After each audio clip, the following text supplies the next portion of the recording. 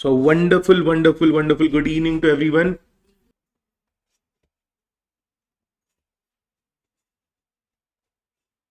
Yes, is the screen visible to everyone? Yes. So I think yesterday's all the concepts are clear to you, and there is no doubt in any of those concepts, right? Yeah, I'll check that thing, Darshan. You send it to me on Instagram. I'll check it today, okay? Now, today we are going to understand a very important concept called as conditions and warranties, okay?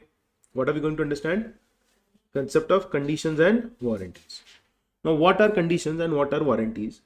Before you understand that, you need to understand the concept of normal buying of goods and the problems that we face.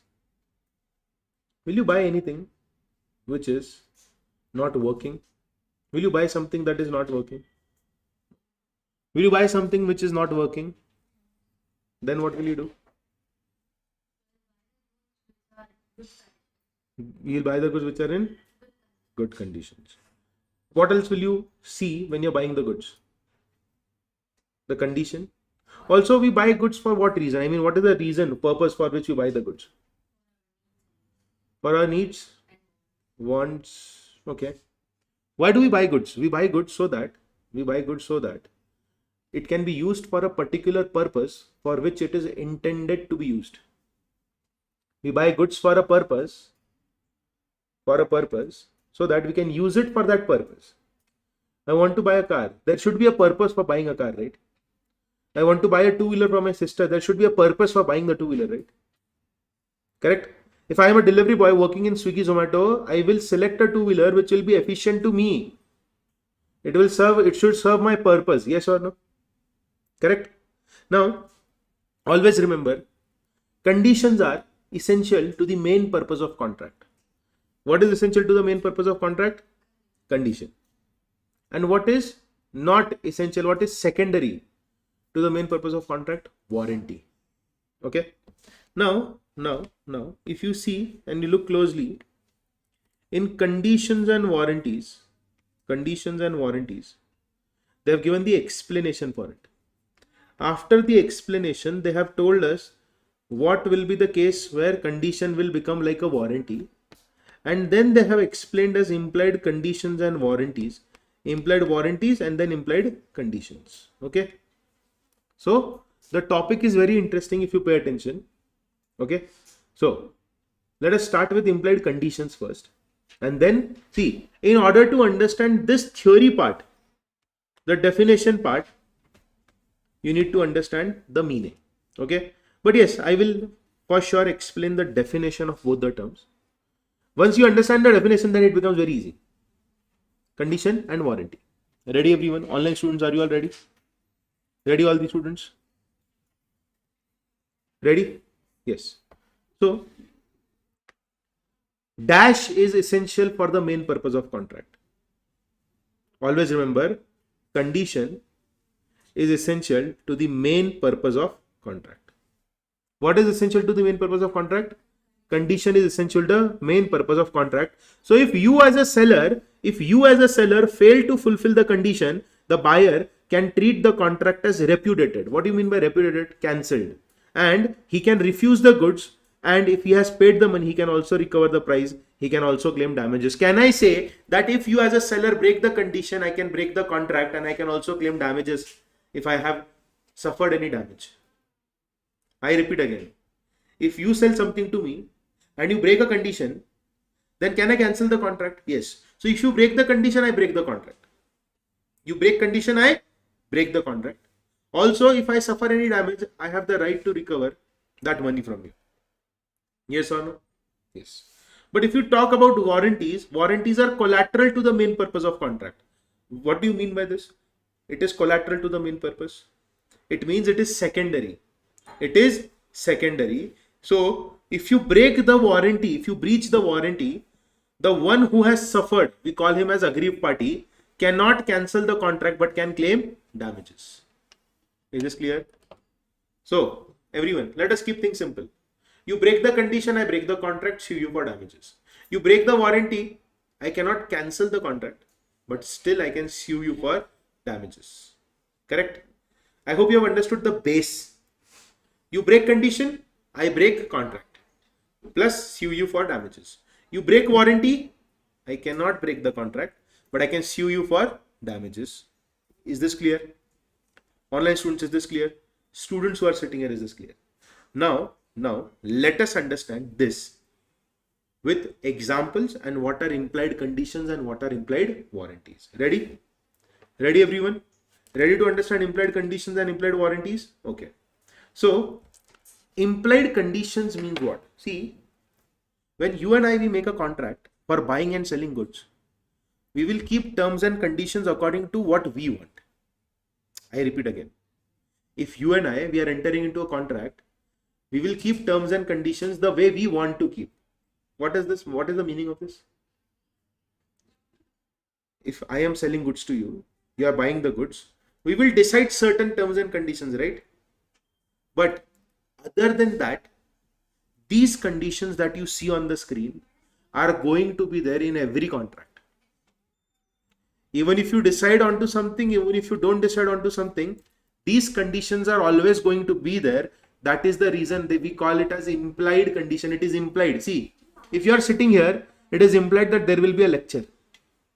Correct? Correct? If you are sitting here, it is implied that there will be a lecture. If I come to Bangalore, it is implied by ArivuPro that I have come here to take classes. Yes or no? Are you all understanding this? So I repeat again. We will assume, yes, it is presumption. We will assume that these conditions should be there mandatorily. Other than this, if you want to keep any condition, you can keep those conditions. But these conditions will always be there. So the first implied condition is implied condition as to title. What is the first implied condition? Implied condition as to title. Implied condition as to title. So what do you mean by title? Everyone, if you are buying something from me, what is the assumption that you have? That I have the ownership and I have right to sell the goods. Correct? See, it is an implied condition that the one who is selling has the right to sell the goods. Correct? And if it is an agreement to sell, he will have a right to sell goods. It is sale, I have the right. It is agreement to sell, I will have the right to sell the goods. Correct? Correct? But if my title turns out to be defective, then you as a buyer can reject the goods and recover the full price that you have paid. Sir, I was not knowing that you don't have the title to sell the goods. It belonged to your brother. You told me that it belongs to you, sold it to me. Your title is defective. I don't want the goods. Keep it back. Take it back. Give me my money. So the buyer has cancelled the contract. So what is the first implied condition? Condition as to title. This is not law. This is common sense, right? Tell me one thing. Can I sell this iPad to anyone?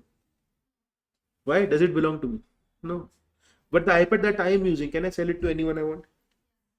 What is the difference between the two? I have ownership over this. I don't have ownership over this. If I sell it and you get to know that it is a stolen property, not stolen, but I don't have the title to it, can you cancel the contract? Can you cancel the contract as a buyer? Yes. Is this clear? Online students, is this clear? All the online students, Anjana, Darshan, Gautami, Neha, Pratibha, Sanjana and Sudarshini. Is this clear? Yes. I hope this is crystal clear to everyone.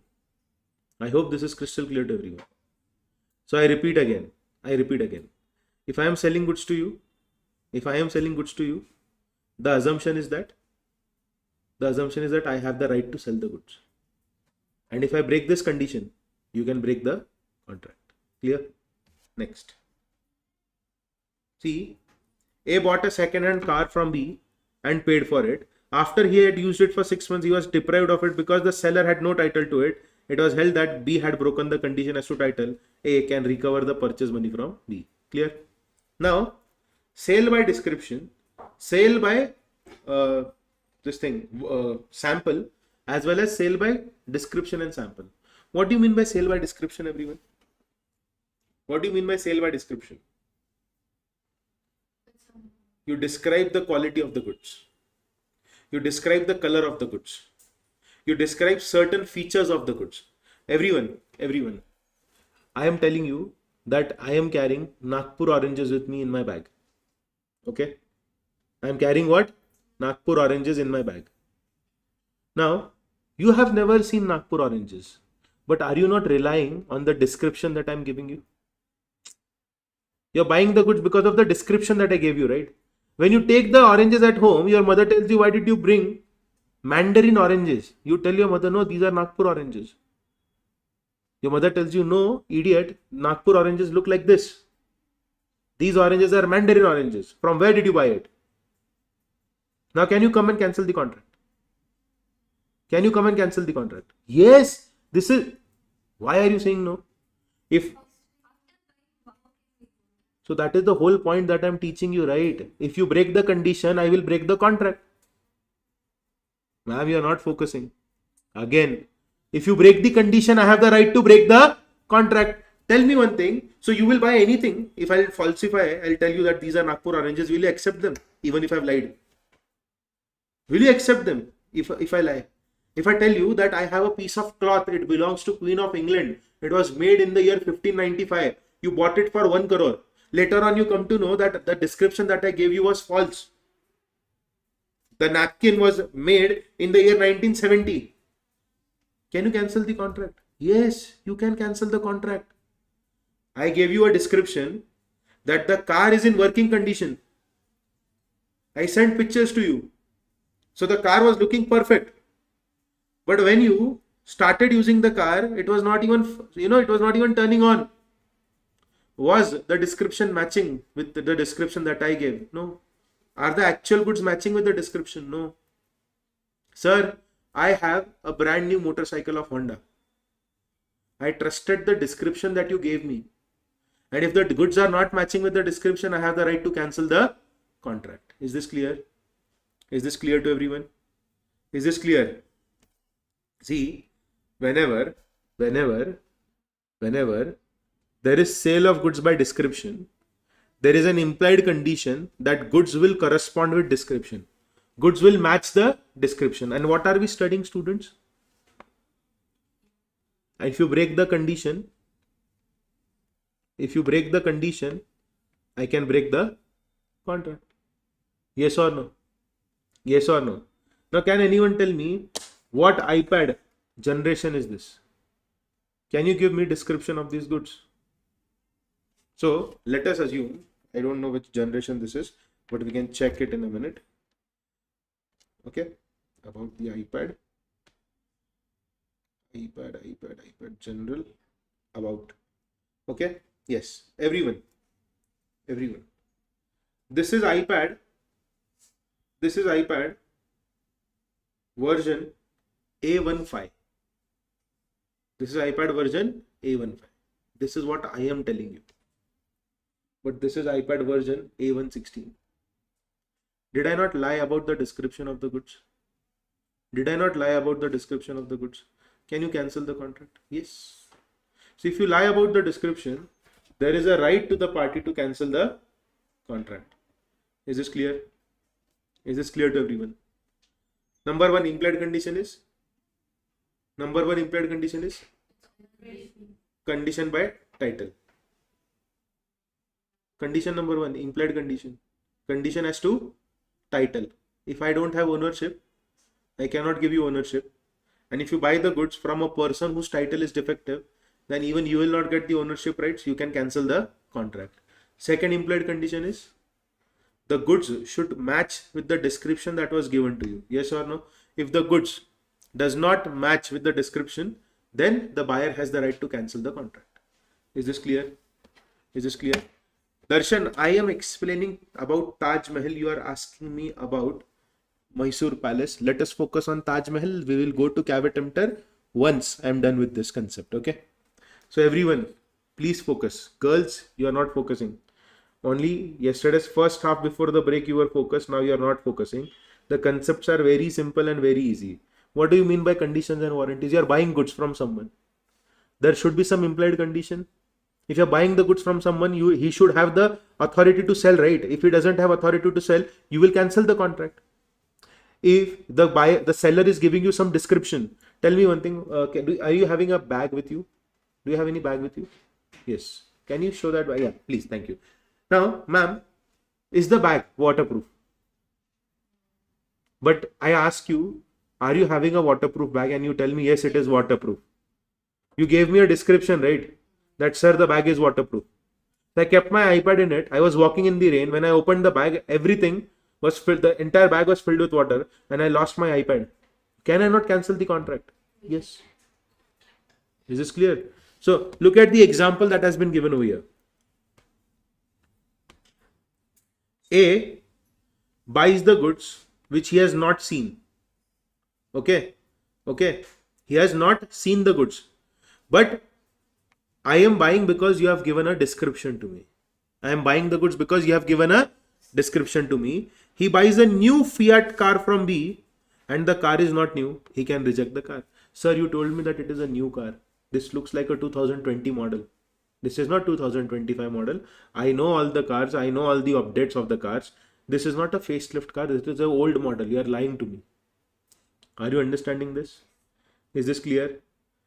Even if I see the goods, then also the goods should be according to the description. You saw the cloth that I had in my hand. Okay? You saw the cloth that I had in my hands. I told you that it is an ancient cloth, but it was not an ancient cloth. You can cancel the contract. Now, what do you mean by goods of merchantable quality? What is the meaning of goods should be of merchantable quality? Merchantable quality means it should be something that a person is ready to buy, or it should be something that which can be accepted by a normal person. Tell me one thing. Everyone, first don't write anything. First listen to what I say, then I'll give you time to write, okay? Tell me one thing. Will you buy a shirt which doesn't have buttons? Which means the shirt is not having merchantable quality. You saw a bed sheet. It was folded. It was in a plastic wrapper. It was packed properly. It was looking very beautiful. When you took it home, when you took it out of the plastic, you saw that it was half torn or burnt, or it was cut from the center. Was it of merchantable quality?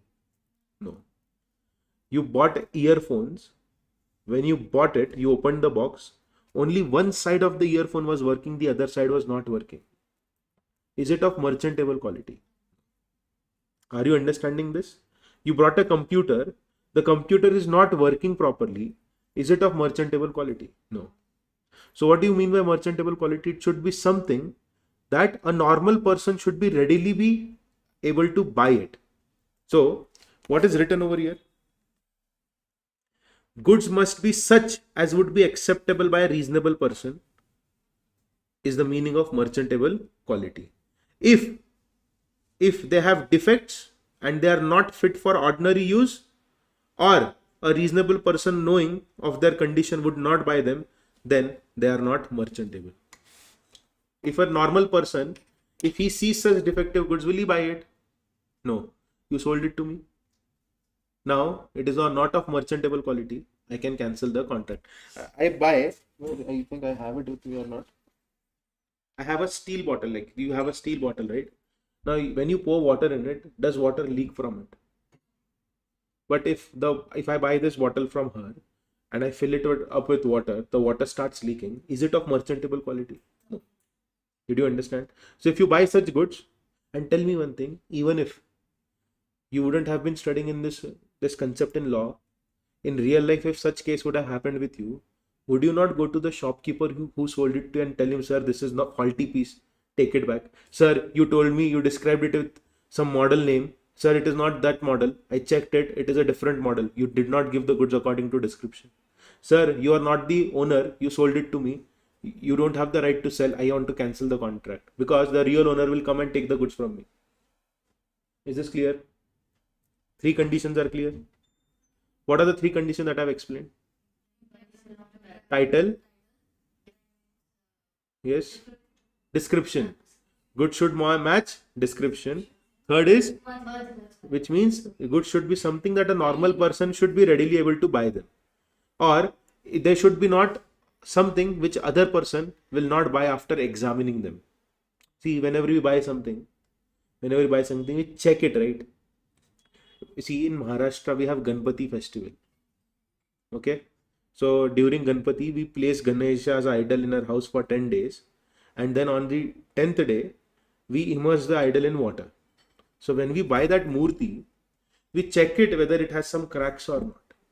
If it has some cracks, is it of merchantable quality? No. See, if I see some cracks on it, what will I tell? Sir, it has cracks. Please keep it. Give me some other murti that you have. I don't want to buy this. Are the three conditions clear to you all? Is this clear?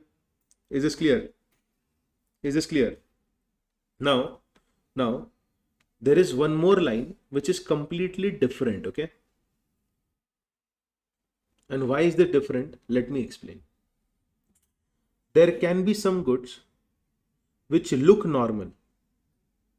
But when you start using them, you find out defects in it.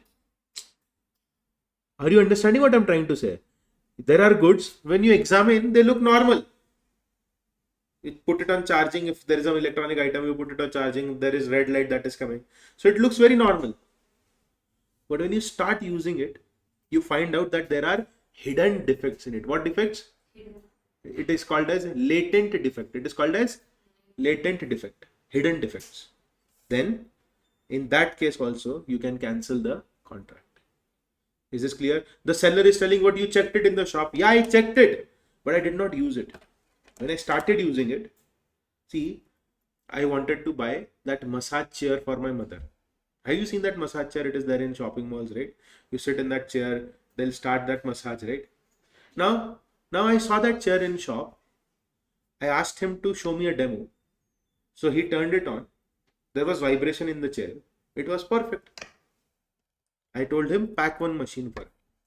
Then, when I purchased the machine, I asked him to start the machine. Okay. And once we started the machine, it was vibrating. All the functions were there. We bought the machine home. My mother sat in it and she got electric shock. Now, it was good by seeing, but once we started using it, we realized that it gives electric shocks, which means the goods are not of merchantable quality. Is this clear? Is this clear to everyone? Is there any doubt in these three concepts? No? Now? Sir, I have a tip. Yes. Sir, you said by description, I have doubt. You say you bought it's a waterproof bag, but it's not waterproof. Your iPad got lost. Will you claim for that? Yes, for damages. For iPad too. No. I will cancel the contract, which means I'll give the bag back to you. And if I've suffered damages, I will recover the damages from you. So if I've lost my iPad, it is my damage, right? I will recover that damage from you. Is this clear? So if you break the condition, I break the contract. How many conditions we have seen till now? 3. Condition as to title, condition as to description, condition as to merchantable quality. Next is condition as to wholesomeness. What is the meaning of wholesomeness? Wholesomeness is like merchantable quality, but for food items. Wholesomeness is like merchantable quality, but for food items. Okay, wholesomeness is merchantable quality for food items. The food that I am giving you should be something that a normal person can consume. So if I give you food in which a rat was, I saw a rat dead in some food, dal or sambar. If I remove that rat from it and I serve it to you, is it of wholesome quality? No. There is a high chance of you getting sick. Correct? So I went to Tirupati Balaji once, okay? I remember, I cannot forget that incident. And I think we went to this golden temple, is there, right? VIT, Vellore. What is that temple? Golden temple, right? Some goddess is there, right? What is the name of the goddess? With M, there is that name. Mahalakshmi. No, not Mahalakshmi. Whatever it is. So we went there, okay? from Tirupati, and we all were boys, okay? So I went out with my cousins to Tirupati and these places. So we wanted to have Nimbu soda, lemon water. And we decided to, go to Tirupati temple by walking, climbing the stairs. So we were all excited. We climbed, we got our darshan, we came back. Then we were exploring the area. So all of us were thirsty. So I took one Nimbu soda.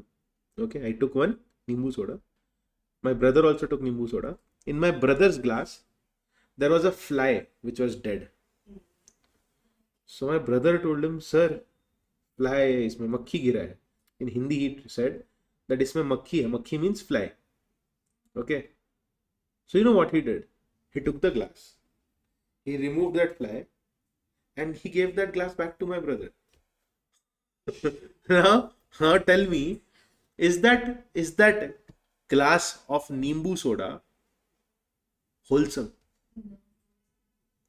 Can any random person will accept it? See, merchantable means it should be something that a normal person is able to buy, ready to buy.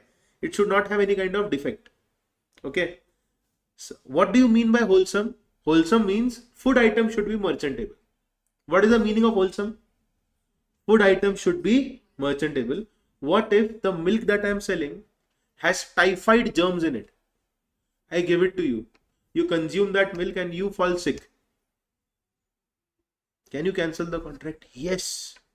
Why no? You can cancel the contract, right? No? We can. Okay. We can cancel the contract and we can claim damages. Look at the example. F brought milk from A and the milk contained typhoid germs. F's wives became infected and died. A was liable for damages and C, next example. C bought a bun at M's bakery and broke one of his teeth by biting on a stone present in the bun. M was held liable because the food item was not wholesome. Is this clear? Online students, is this clear? Very easy, very simple, right? Now, D point is important. If you do not pay attention, you will never in your life understand this point at all. Condition as to quality or fitness for a particular purpose. Condition as to quality or fitness for a particular purpose. What do you mean by fitness for a particular purpose? The goods should be fit for a particular purpose. For example, is this cup of glass, is this cup fit for using for hot water? Yes. But there are certain plastic cups which are of poor quality. They are not fit for hot water. They are fit for cold water. Yes or no? Yes or no? Now, the way she has a flask, even I have a flask. My flask is insulated, which means even if you pour boiling water in it, you will not, your hands will not burn when you hold the flask. Only when you open, you will realize that it has very hot water inside. Correct?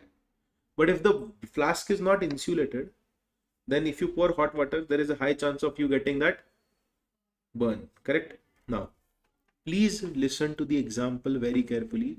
And if you are not focused, you can go and wash your face. If you are not focused, if you are sleepy, you can ask your friends to slap you. If not, you can ask me. Even I will do that. Okay? This is called as sarcasm. Okay? Now focus. First things first. There is no such condition as to quality or fitness. I repeat. There is no such condition as to quality or fitness. It will become a condition only if certain things happen. For example, there is a piece of cloth which has multiple uses. I stitch it for army uniform. The soldiers, they develop a skin rash, skin problem because of that cloth. Can I sue the seller? No. Why? Why? It's not defined for that. No. I did not tell the seller, right, why I am buying it. Everyone, if you buy something from a shop, do you ask the shopkeeper, can I? At times we ask. At times we just buy the medicines and we consume it. But we don't ask the shopkeeper a lot of times, right?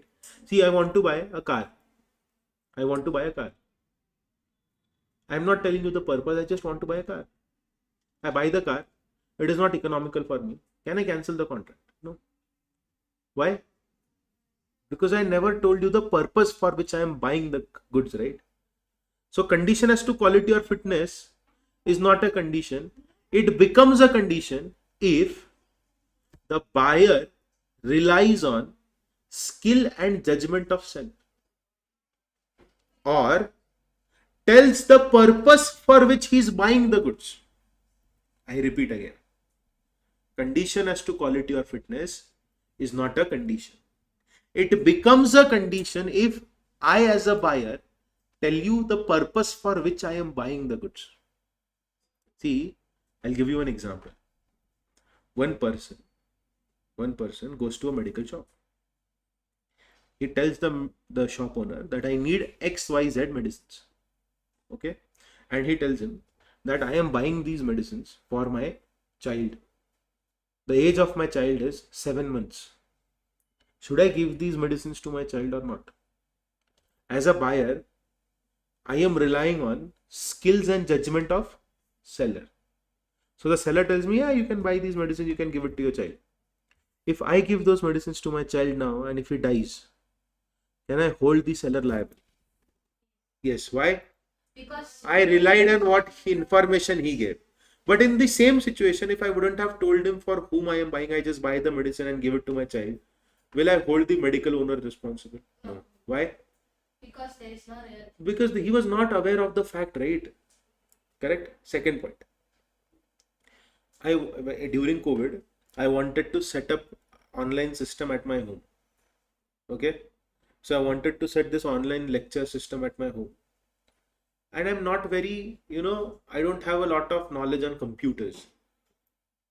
I have had laptop, but the use for the laptop was only for making notes or watching movies or storing, images and video files and everything. Okay, mobile data and all. Now, this was new for all the teachers during COVID, right? So what I did, I called this electronic shop guy. I told him that, sir, I would be using this OBS software. Also, I would be attaching a camera. I will also be attaching my iPad. I want some computer which will not lag, it will not hang. You tell me what computer I should buy. Okay? I am not very tech savvy. You tell me, sir, you should buy this computer. I will buy that computer. My budget is 1.5 lakhs. Now, did I tell that person the purpose for which I am buying the computer? Yes. Now, if the goods don't match that purpose, can I cancel the contract? Yes. But if I don't tell him, I just buy a random computer, and then if I have any problems, can I sue or cancel the contract? No. Is this clear? So, is condition as to quality or fitness actually a condition?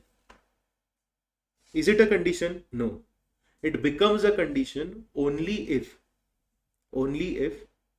you tell the purpose for which you are buying the goods, or you rely on seller's skill and judgment.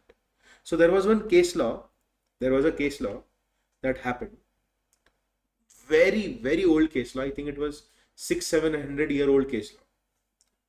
There was one man, he goes to a chemist shop and he tells the chemist shop, do you have a hot water bag?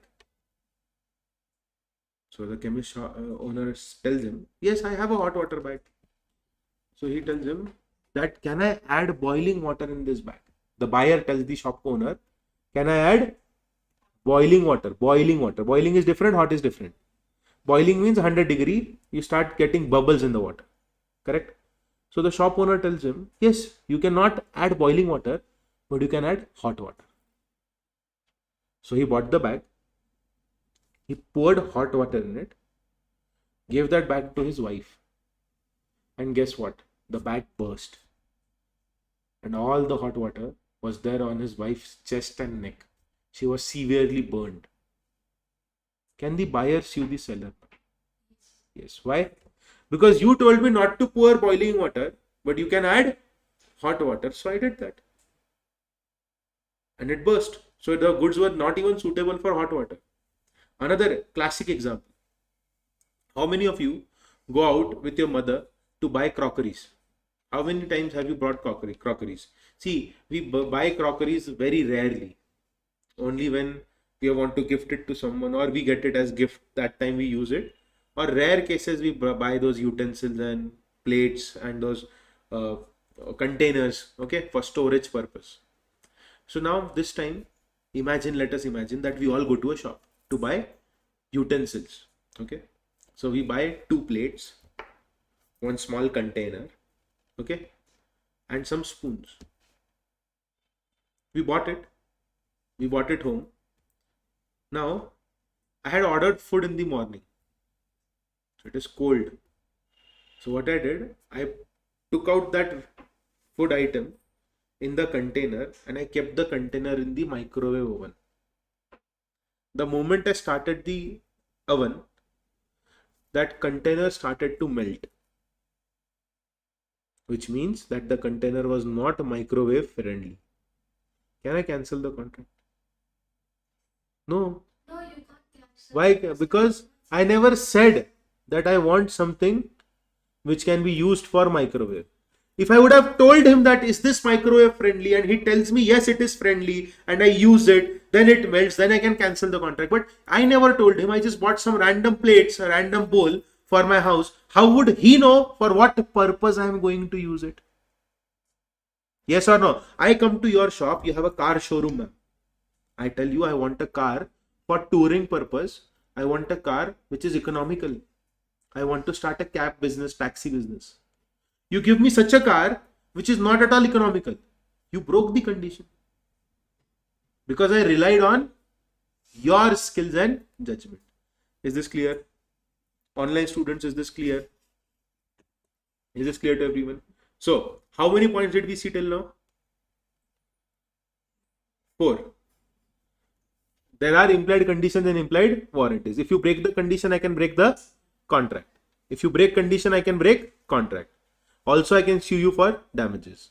Because condition is essential to the main purpose of contract. Condition is essential to the main purpose of contract. Condition is essential to the main purpose of the contract. If you break this condition, you're forcing me to break the contract. And also I can sue you for damages. I can sue you for damages. Is this clear?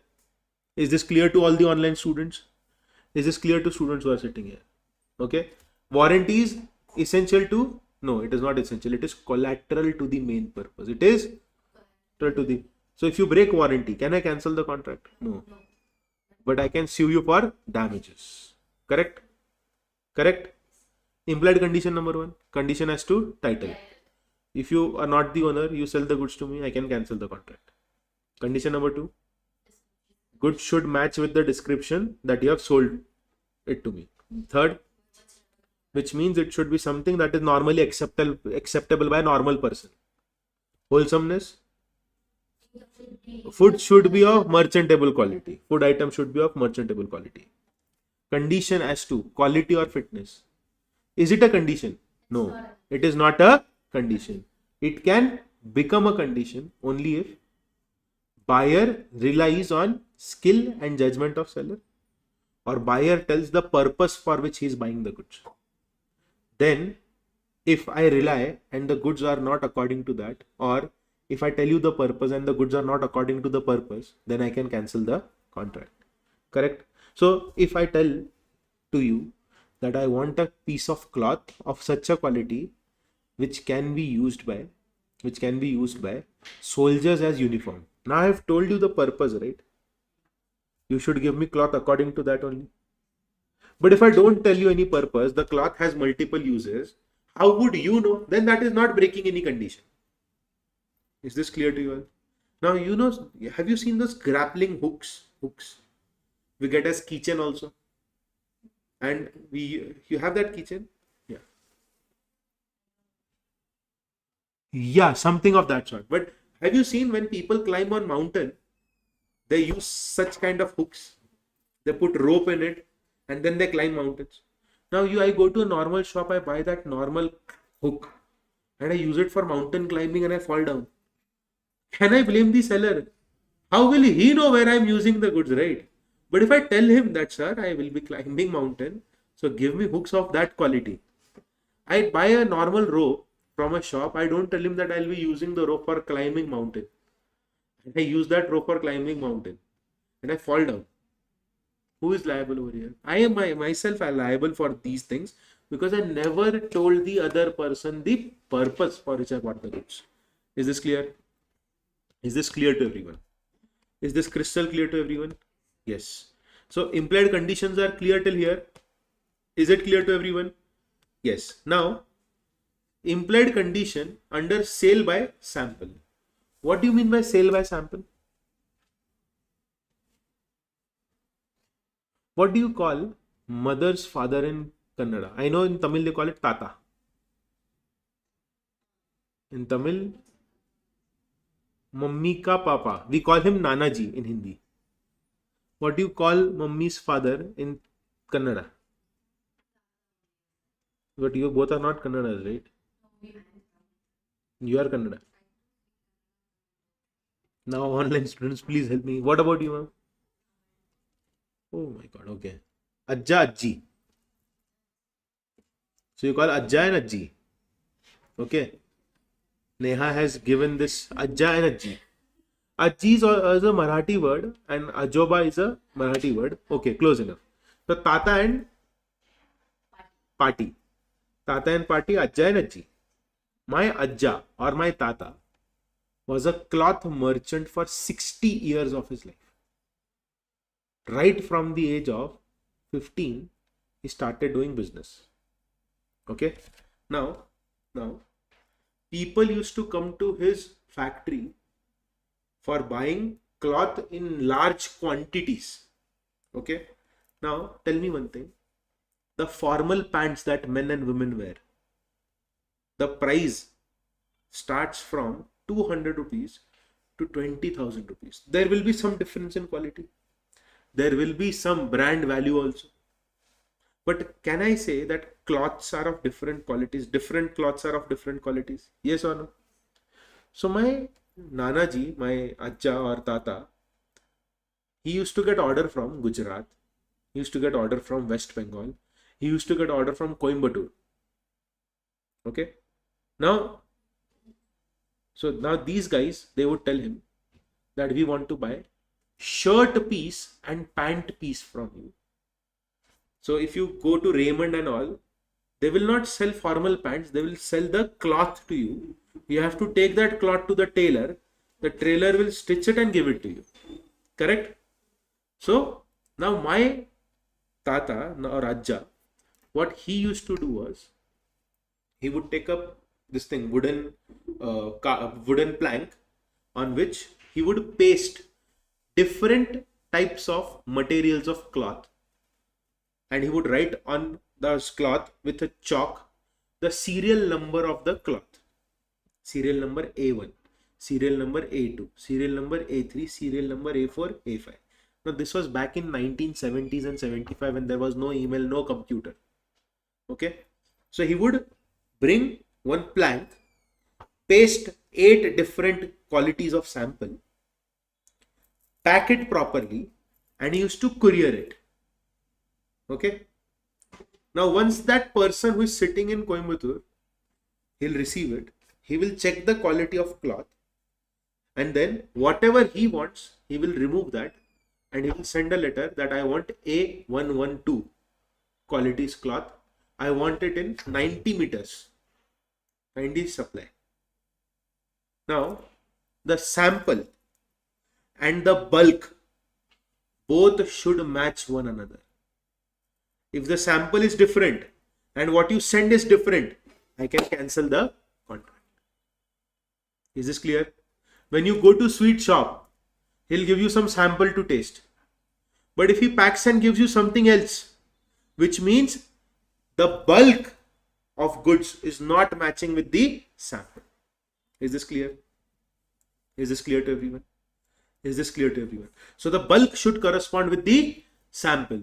And if the bulk and sample they don't match, the buyer has the right to cancel the contract. Now tell me one thing and be very honest with me. Is this even law or is this common sense? It's common sense. Sir, you send something else to me as sample. What you have sent is different. I want to cancel the contract. Are you trying to fool me? You'll show good quality cloth in sample and you're sending an inferior quality of cloth to me. This is not done. I want to cancel the contract. Is this clear? Is this clear to everyone? Online students, is this clear? Is this clear? So, now, there is one more point, that there should not be any hidden or latent defects. What do you mean by hidden or latent defects? On examination, it is not visible, but once we start using it, we realize that it is not of the same quality.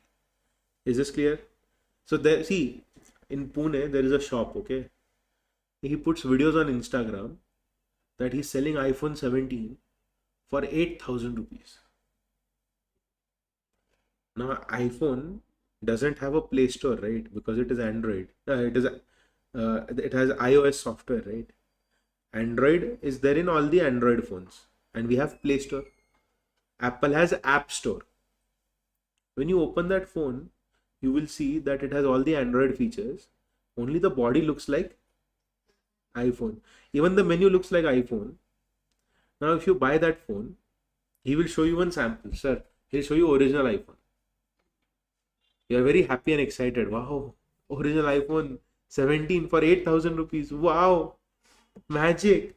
Sir, give me 2 iPhones. You bought that iPhone. You checked that phone that you purchased. It was normal. But once you started using it, you found out that it is not original. It is a duplicate one. Can you cancel the contract? Yes.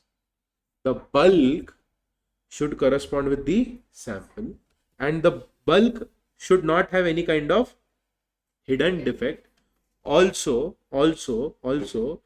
buyer should be given an opportunity to compare the bulk with the sample. If you don't allow me to compare, I can cancel the contract. You are telling me, sir, have faith on me. I have been doing this business from past 50 years. You are a good businessman, but I have the right to compare the bulk and the sample. You cannot take away that right from me. Is this clear? Is this clear? Online students, is this clear? Yes. Now, this is very normal. Now I don't have to explain this. Sale by sample as well as by description. What is the meaning of this? Sample and You have described something. You gave that sample also. exact. Now, when I receive the goods, it is matching the description, but not the sample. Or vice versa. It is matching the sample, but not the description. I can cancel the contract. Is this clear? Is this clear to everyone? Online students, is this clear? Any doubt, any question, any query? No doubt, no question, no query. See, if today we all complete 3 concepts, my target is to complete 3 concepts today. I forgot to explain one thing to you. See, whenever you study Sales of Goods Act, you should divide it into parts. Part 1 is all about definitions. Part 1 is all about definitions. Part 2 is about conditions and warranties. Okay. Part 3 is about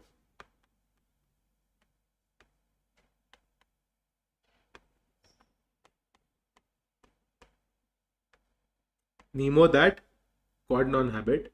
You will understand what it is. Plus its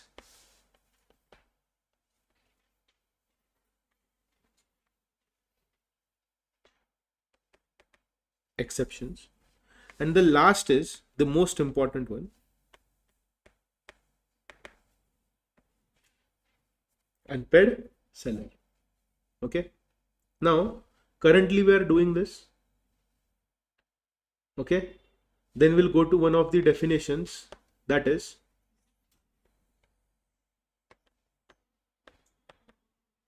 caveat emptor. Then we'll complete this. Then we'll complete Nemo that quad non-habit. If you are done with this also, tomorrow before break, if we complete unpaid seller, the chapter is over. Okay. I have made a structure. We'll be covering all the concepts one by one. All you have to do is focus on what I say. And if you have any doubt, we'll ask doubts. And the same day once the lecture is over, you will go home, study it, and come to me with any doubts that you have. Is this clear? Is this clear to everyone?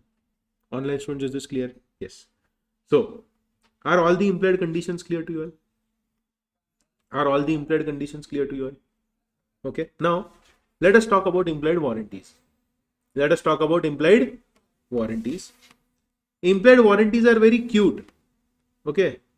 There are total of 4 implied warranties. I will start with the easiest one. Has anyone tried Domex before? Have you tried Domex? Do you know what is Domex? Harpic, Domex, yes. Has anyone tried Harpic or Domex? One little sip of Harpic. Yeah. Why? No, not for washing. Yes. Will you drink Harpic or Domex? Exactly. You will direct go to God. Okay. Has anyone tried drinking Dettol? No? Hey. The smell is very good. Even petrol smell is very good. So will you drink? Petrol is the best smell. Paint, yes. So we all like such kind of smells, but we cannot drink it, right? You will die on the spot. But tell me one thing. What if accidentally something happens and a drop of Harpic or Domex goes in your mouth and you swallow it? What first aid? You'll put bandage in your throat. You'll put Dettol so that it is normal. What will you do? One drop. But what if the doctor is not knowing what to do? Now in this case, implied warranty comes into picture. One last question. Have you all tried this? Don't try it, but I'll ask you, have you tried it? Spray deodorant or perfume on floor, then light a matchstick and put that, it will be, yes. We can also, you hold the can of deodorant, light a matchstick, and it will create a huge flame. Correct? With hit also it happens. But it is risky, right? Because you are inhaling it. Correct?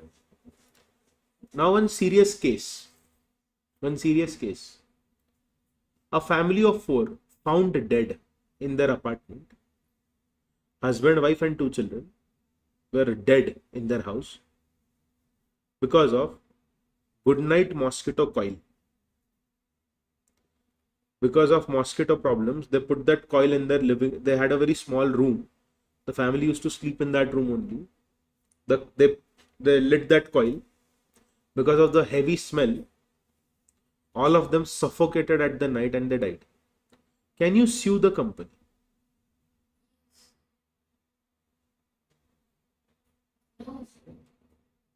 Can you sue the company for this?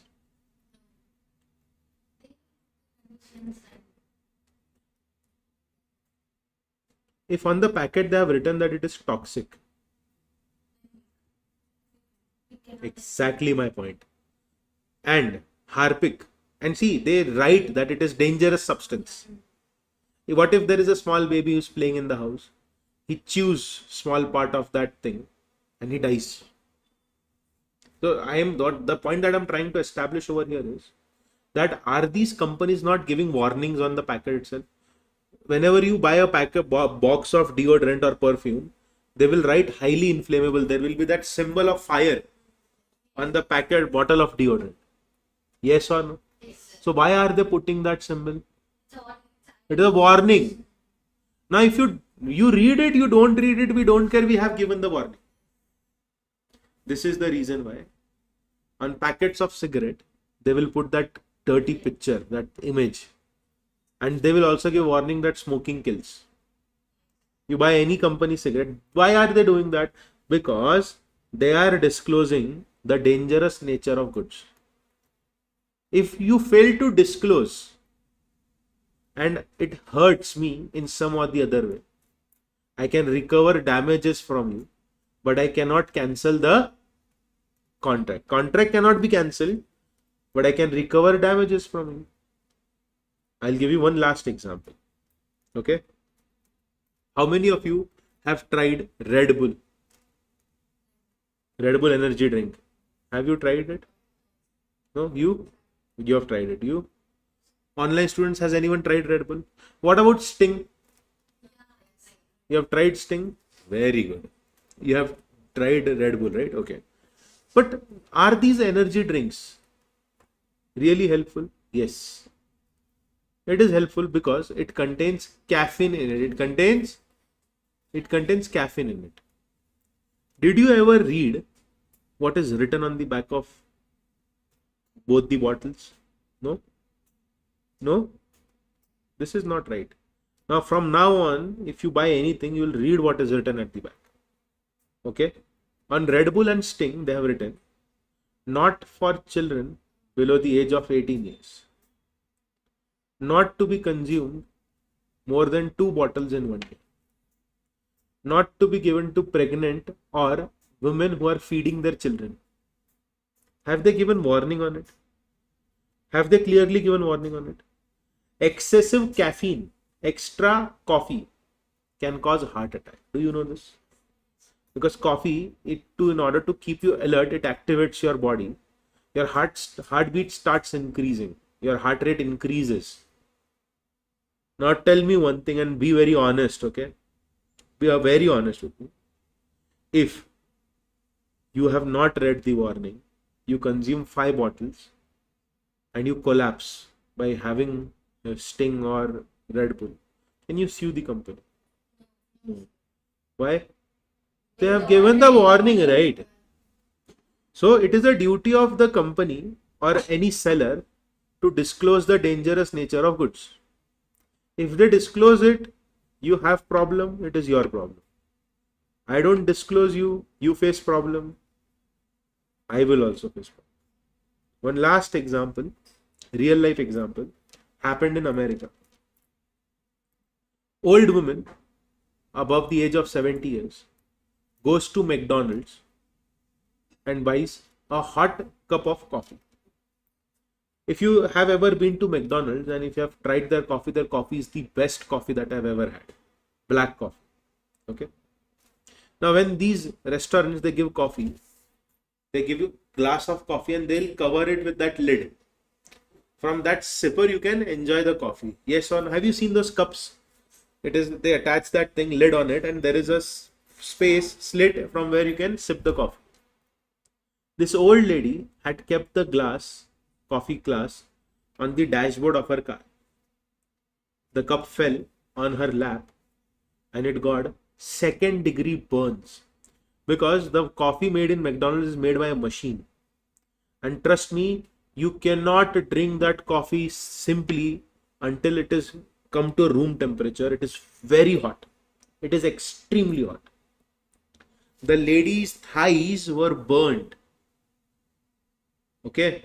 McDonald's promised to pay for her medical bills.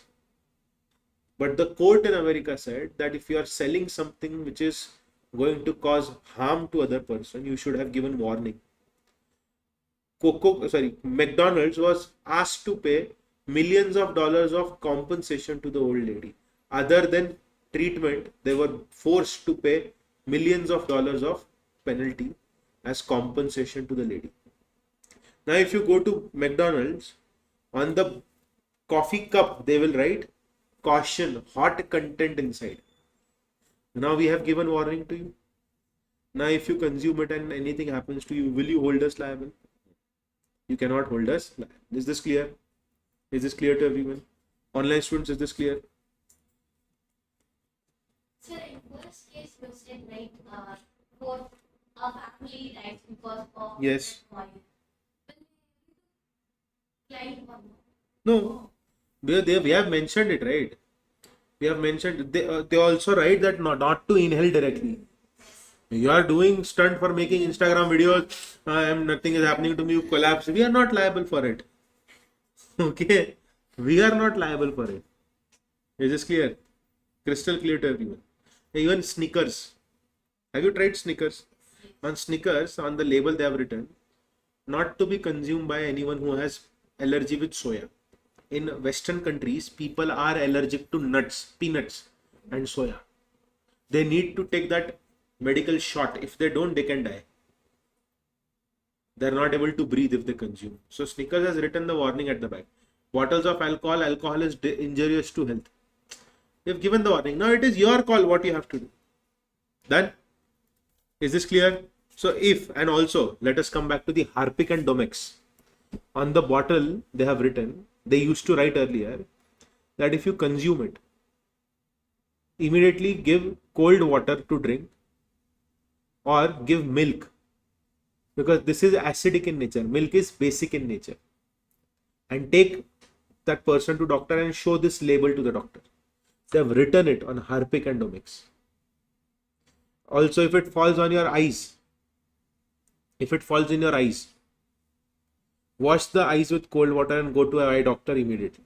Show this label to them.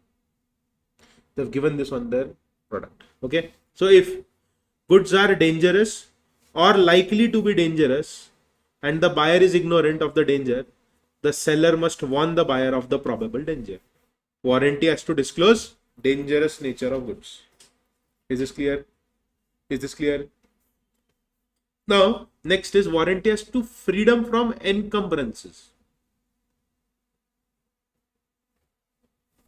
What is the meaning of encumbrances?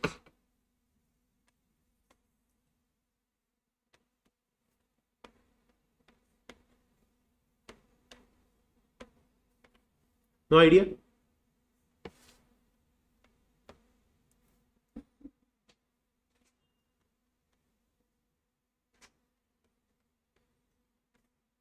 This is a motorcycle, okay? You want AC remote? Take it.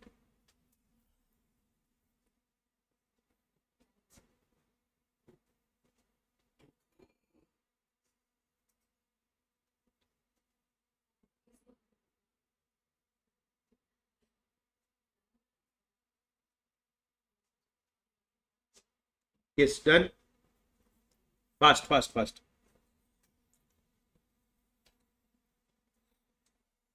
Focus on screen. So A has a motorcycle. So this is an international motorcycle. Okay. This is a motorcycle. American motorcycle. You know, you might. Yes. It is an international motorcycle. Okay. Now this motorcycle, he gives as a security to Mr. B and takes a loan, which means the bike is with A only. The bike is with A only, but he has told me that if I am not able to pay the loan, you take the bike and sell it off and recover the money that I have taken. Very normal transaction, right? Whenever we buy two-wheeler on loan or four-wheeler on loan, we get the right to use the vehicle. But if you are not able to pay, the bank will take the car or two-wheeler and they will sell it off to recover the money. Yes or no? So now listen carefully. Now what A does is, he sells it to B. Now B is not knowing that there is a charge created on it. What do you mean by charge? When you give your asset as security, I am creating a charge on this. Once I pay the money to you, the charge is gone. Now tell me, if A does not pay the loan amount to B, will B not come and start taking money from B? C. I forgot to write here C. I'll write here C. This is C. Okay. Tell me one thing. Will B, the one who gave loan, will not ask for EMI from C. He will say that the bike that you have taken, it was on loan. He has not paid the entire EMI. Now, is it not cheating with me? It is cheating. I had to pay the entire amount of bike to you, and also I will pay EMI. Instead of this, I would have bought a new vehicle, right? Are you understanding what has happened over here? I will give the example again. Focus again. There is he has a motorcycle.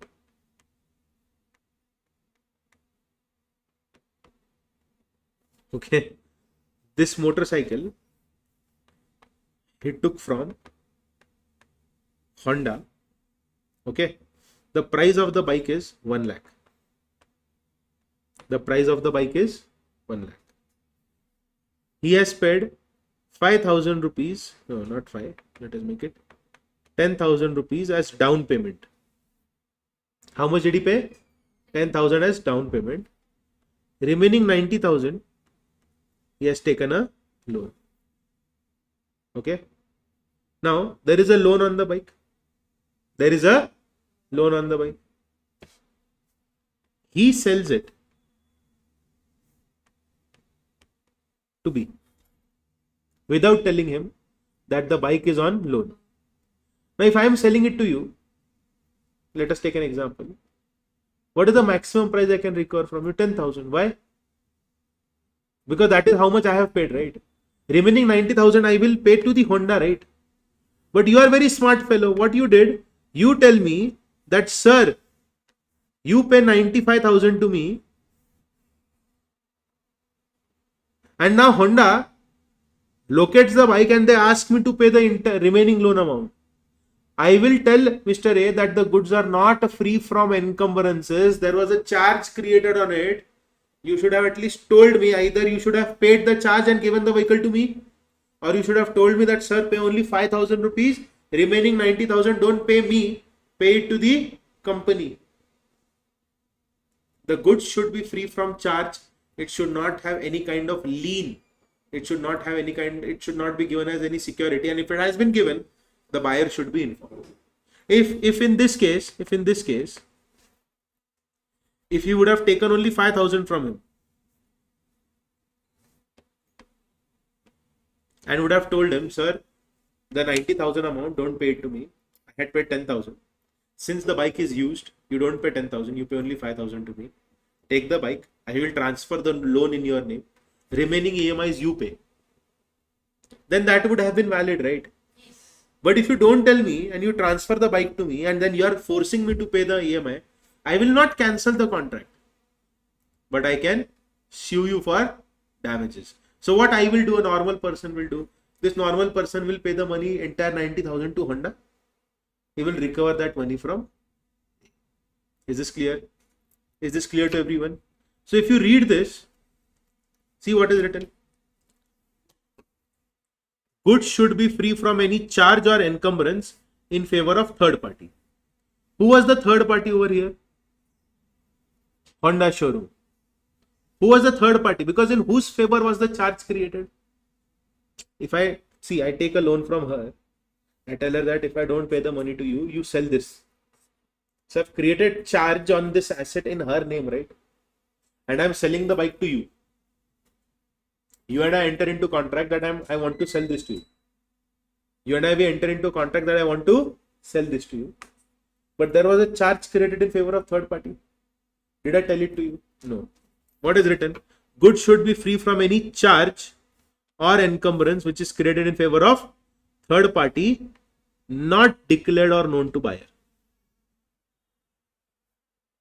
Before or at the time when contract is made. But if you are aware, then you cannot claim any compensation. But if you know that the goods already have some kind of charge on them, then you are not entitled to receive any compensation. But if you are not aware of the charge, then you can recover the compensation money from me. Is this clear? Is this clear? All the online students, Anjana, Darshan, Disha, Gautami, Neha, Pratibha, Sanjana, Sudarshini. Is this clear? Two examples are clear. If you're selling anything which is dangerous, you should disclose the dangerous nature of goods. If I'm selling something to you, it should be free from encumbrances or charge. It should be free from encumbrances or charge. See, but if you know about the charge, then you cannot claim any damages from. Is this clear? Is this clear? Very good. Perfect. Perfect. Now, warranties implied by custom or usage of trade. Now, what is the meaning of this? What is the meaning of custom or usage of trade? Everyone. How many of your parents have a business? What business does your father have? Sorry? Silver. Okay, yeah. Anklets, that's it. Ma'am, what about you, your father?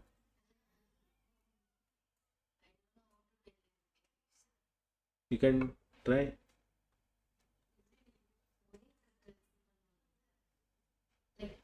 Bend, so Yes. so I'll show the pictures there. Wire cutting. The cot making. Cot making. Furniture business. Your furniture business. Your father makes bed. Cot. Okay, yeah. Okay. Now tell me one thing. Where is your father's business? Andhra Pradesh. Where is your father's business, ma'am? Tamil Nadu. Business? No business. Job. Okay. Now listen to what I'm saying very carefully. Okay. Online students, please focus and please listen. Kavya, why are you exiting and entering the lecture multiple times? Is everything all right? You're coming in, you're going again. Is there any network problem that you're having? Now, listen carefully. Customer usage means every local area, people have their own customs of, custom means what? Local thing that they follow for doing business. Or usage of trade. In our local area, we do this. In our local area, this is done in this way only. You might be doing this business in Pune, but it is not happening here. If you want to do business with us, you have to do according to the local customs that we have. So if there is some local custom, then that can also be treated as warranty. Like implied warranty or condition as to quality or fitness is there because of our local custom. In our trading area, we use these things as quality or fitness. So even if nothing is written in law, if there is some local thing that is happening, then that will also be treated as implied warranty. Is this clear? Is this clear?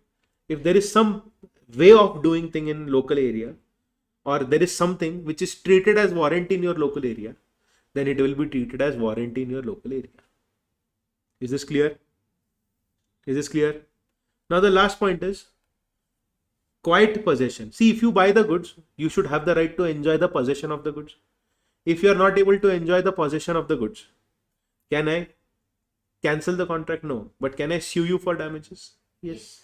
See, buyer should have the right to enjoy the possession of goods. If buyer's possession is disturbed by anyone who has superior title than that of seller, then the buyer can hold the seller liable for breach of warranty. Okay? The buyer, if I am not able to enjoy the use of goods because someone else has a better title, then I can sue you for breach of warranty. So everyone, without looking at screen, let us discuss all the points. How many implied conditions did we see? Let us see. Number 1, implied condition as to title. Number 2, description. Number 3, merchantable. Number 4, wholesomeness. Wholesomeness means merchantable food items. Then sample. Then sale by sample. Then condition as to quality or fitness for a particular purpose. Is that actually a condition? No. It will become a condition if buyer relies on skill and judgment of seller or tells the purpose for which he is purchasing the goods. Correct? Correct? And last condition is condition as to sample as well as description. Sample and description both should match. Then what we saw? Implied warranties. Number 1 implied warranties, quiet possession. Number 2, disclosure of dangerous nature of goods. See, even iPad is dangerous. I tell everyone, if you're buying an Apple product in India, because we don't have proper earthing system, iPad is made of metal. A lot of times you get electric shock. Okay. So if it is of dangerous nature, I have to disclose it. Then quiet possession, dangerous nature, then warranty as to custom or usage of trade. Warranty as to custom or usage of trade. What does that mean? In your local area, if something as condition or quality for fitness purpose is treated as warranty, then it will be treated as warranty. And last is, it should be free from encumbrances or charges. Is this clear? Is this clear to everyone? Crystal clear to everyone? Any doubt, any question, any query? This is the most loved area of your institute. Lot of questions are asked from this, mostly practical questions. Okay, today after this lecture is over, I will be showing some MCQs like yesterday. We will see how much you have understood and how much you have not.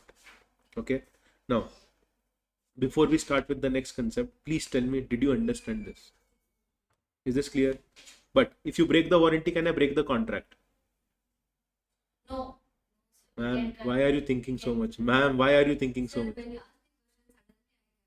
Hurry. I should get Bonvita for you all from tomorrow onwards. No, from tomorrow I will bring Bonvita. Before starting the lecture, 1 spoon of Bonvita everyone will have, and then you will sit for the lecture. Okay? Yes. Yes. What is essential to the main purpose of contract? Condition. What is collateral to the main purpose of contract? Warranty. So if you break the warranty, can I break the contract? No. But I can sue you for damages. If you break the condition, I can break the contract and I can sue you for damages. And if I have given any money to you, I can take it back. Clear? Clear? Pinky promise? Pinky promise? Okay, very good. So today when you go out, right, look at everything from the point of view of condition and warranty. Start observing things in that way, you will start loving it. Now, before we go for a break, I will just give you heads up about caveat emptor. Okay. See, it's been almost 1.5 hours and I did not feel where that 1.5 hours has gone. Yes, I do not feel it. You feel it? No. You feel it. I am being sarcastic. Okay. Okay. Now listen carefully. So, caveat emptor means let the buyer beware. Oh, you know this? Yes.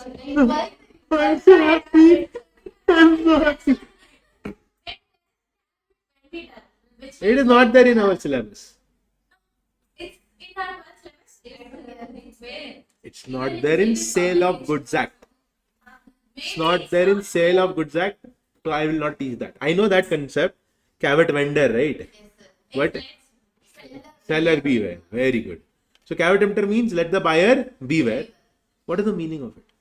Buyer should be aware of read the labels carefully. Oh, is it? Rights and responsibilities. I thought the seller is under no obligation to disclose any kind of fault in the goods. It is the duty of buyer to check whether the goods are fit for the purpose for which he is buying them.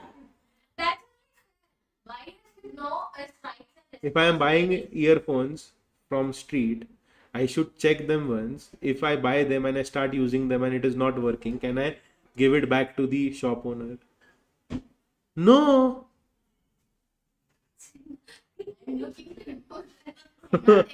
Why are you thinking? Why are you see? I'll tell you one thing. I love listening to songs. If I'll show you my iPad, the screen time of iPad, what I do in free time is I will turn on YouTube. I'll play some random playlist of the songs that I like and I'll do my work. Also in my phone, Spotify Premium I have taken. I've downloaded a lot of songs and I keep listening to them only every single day. This is what I do. Okay. And I love doing that. I love it like anything. Okay. Now listen carefully to what I am saying. I used to buy expensive headphones. Okay, nowadays you have those AirPods and whatnot, Bluetooth thing, right? I don't like Bluetooth things because I feel that damages our nervous system. And it is a fact, right? What if it is, it bursts in your ear? I am scared of it. Okay, because it has some battery in it. So before all these Bluetooth shit came into the mainstream thing, we had a wired earphone with 3.5 jack. It was the best thing. I bought 20,000 rupees headphone of Sony. When I told my mother, she and my sister, they abused me like anything. You should have given 20,000 to me. I would have bought gold worth 20,000. You idiot, this, that. So I told her, chill, mama, it's okay. I did it for myself. I'm earning. I should have the right to buy things for myself. I never buy anything for me. I like listening to music, so I bought them. I broke that headphone in 3 days. And my sister, on that day only when I broke it, she told me, I want your headphone. I want to listen to song. Please give it to me. And when I was not giving it to her, so we had a fight. I was trying to cover what I did, right? So she told mom that he has started earning money now. He thinks that he is very rich. He should share it with me, right? So we were having an argument, and then I told her that I broke it. So I told her, don't tell it to mama. The first thing that she did the moment she got out of the room was she told my mom that I broke the earphones. Then I used to buy earphones worth rupees 1,500, 2,000 rupees, wired earphones of Philips, of Skull Candy, okay, and of Sony. I used to buy those wired earphones. And in around 1.5 to 2 months, I would break them. Because while sleeping, I will wear those earphones, and then in the morning, the entire earphone will be entangled, or I'm sleeping on the wire. So the headphone used to get damaged because of this. I was in Bangalore in 2019, and I was going to travel to Malleshwaram. I was staying at Malleshwaram. I was traveling to Mangalore. So I had come here for teaching in some different academy.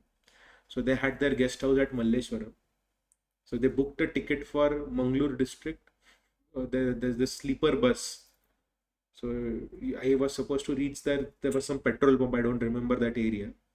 At night 11 o'clock I sat in the bus, and morning 6:30, 7 o'clock I reached at Mangalore. So I went there. While going after the lecture was over, I was going to the guest house. My bags were already packed. So my earphones stopped working again. So there was a small shop in Malleshwaram. There are so many shops, right? One small shop was there. I told him, sir, I want earphones. So he told me for 100 rupees. So I was very excited. Why? Because even if I break them, I will not feel bad. It was only for 100 rupees. And if I'm able to use it for 1 month, 1.5 months, it is worth it, right? So I took the earphone. I plugged it into my phone. I listened to the song. It was perfect. It was beautiful. I was very happy. Then I started walking. I called my mom.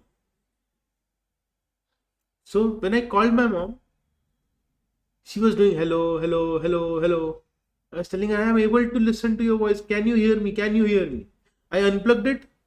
Hello? Tell me. I plug it again. So the microphone was not working. So I packed everything. I took the bags. I kept the bags in that room.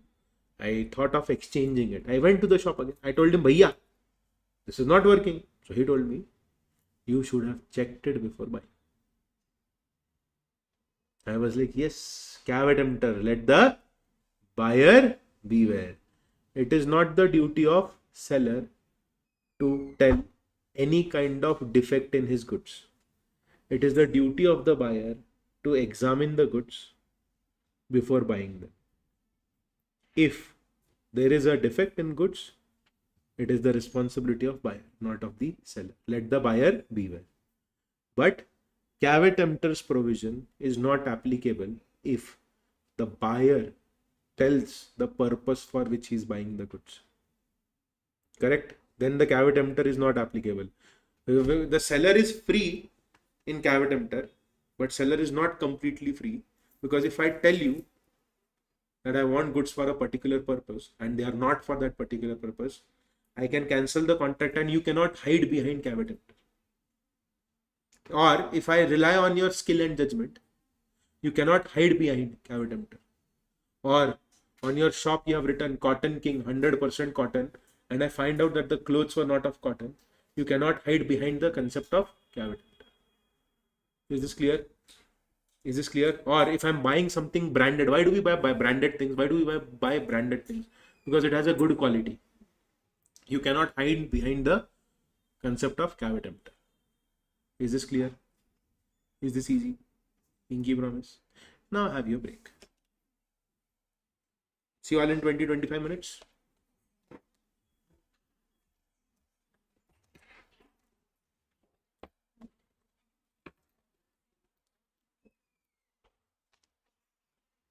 Online students, you have understood the concept of caveat emptor, right?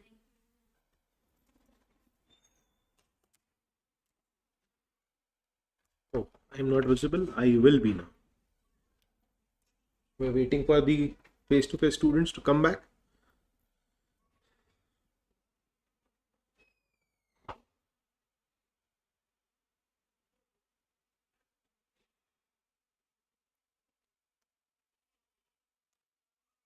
So, ready?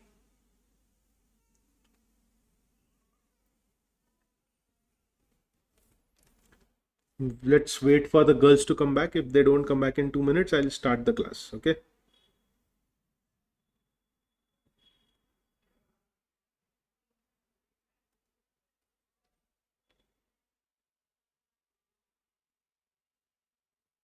So, are you all studying properly every day at home? I mean, I know that's only been 2 days. I mean, this is our second day, but still, like, are you all studying properly? Very good. So, everyone, uh, has anyone been to Maharashtra or not part of India? Has anyone ever been to Maharashtra? Ever got this opportunity to travel to my state?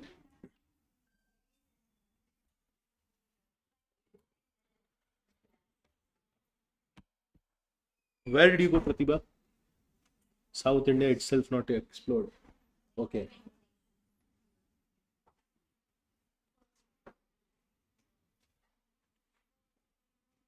Where in Maharashtra, Pratibha? Which city? Pune. Oh, is it? Wow, you've come to my city.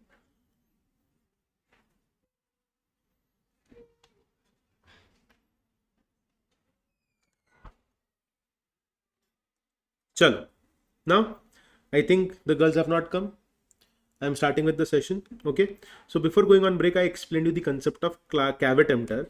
Caveat emptor means let the buyer beware. Okay.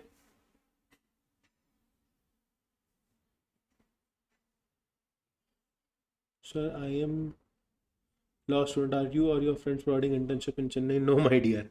I have no one in Chennai that I know who will help you with that. But I can, after 6-7 months or a year, if I create a good network, I will help you for sure. Okay. Okay. Yes. Now, custom or usage of trade. Let us understand it in this way, that there is a local custom in our area that if you do not pay the money, you will not get the ownership. We have a local custom.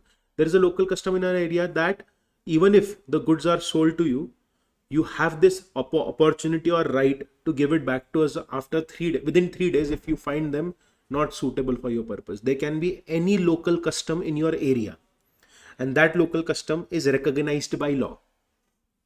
Okay. There can be any custom. So I'll give you an example that there is a local custom in my area that if the goods are, or if the goods turn out to be faulty, you can return them to us in 3 days. Okay. So that is our local custom. As a thumb rule, if there is no such local custom, then whatever is given here, you have to use that. Okay. Now, caveat emptor MCQ number 1 means let the buyer beware. It means it is the duty of buyer. I will write one line for you all. Seller is under no obligation to disclose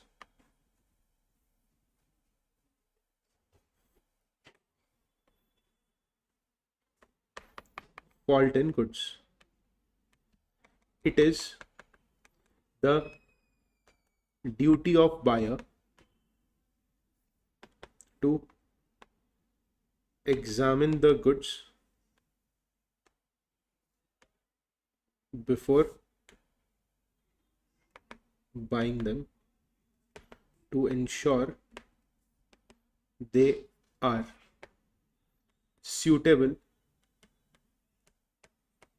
for the purpose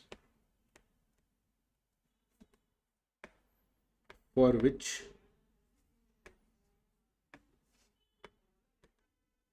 you buy them. Will you write this line? Please write this, everyone. Seller is under no obligation to disclose the fault in goods. It is the duty of buyer to examine. It's okay. Welcome back, everyone. It's okay, it's okay. And if you have food, you can eat it in the class. I don't mind. Okay? So I don't mind you all eating in the class. It is just that you need to focus. Okay? And it's okay. Chill. It's okay. Chill. Did I say anything to you? Relax, relax. See, even I was a student and I used to also get late.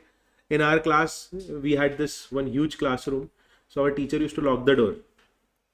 So if we are late, our teacher can come late by half an hour, 1 hour. That is okay. But if the student is late, he used to lock the door. So I told it to myself that when I become teacher, I will never scold anyone. Because you all are human beings. 5-10 minutes is okay. If you would have come half an hour late, then I would have asked you to go home. Okay. So chill. You can eat in the class. I don't mind. Okay. Yes. So I just explained everyone the concept of caveat emptor. I wrote one line that seller is under no obligation to disclose the fault in the goods. It is the duty of buyer to examine the goods before buying them to ensure they are suitable for the purpose for which he buys them. It is the duty of buyer to check the goods. It is the duty of buyer to examine whether the goods are suitable for the purpose for which he is buying them. If not, the seller is not liable. Is this clear? Is this clear to everyone? You can note it if you want. I mean, if you want, you have to note it. Caveat emptor, let the buyer beware.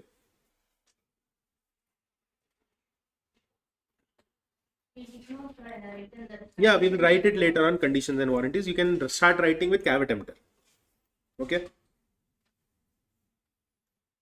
For conditions and warranties, what I will do is, I will highlight the important part that you are supposed to write at home. Click the pictures and complete it at home. Because see, it will take a lot of time to write that. Okay.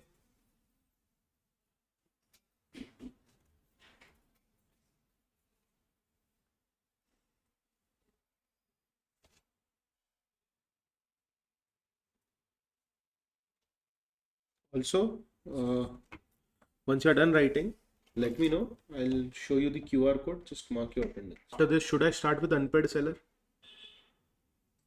Unpaid seller concept. If we complete that, then consider almost all the main points of this chapter are over. Unpaid seller.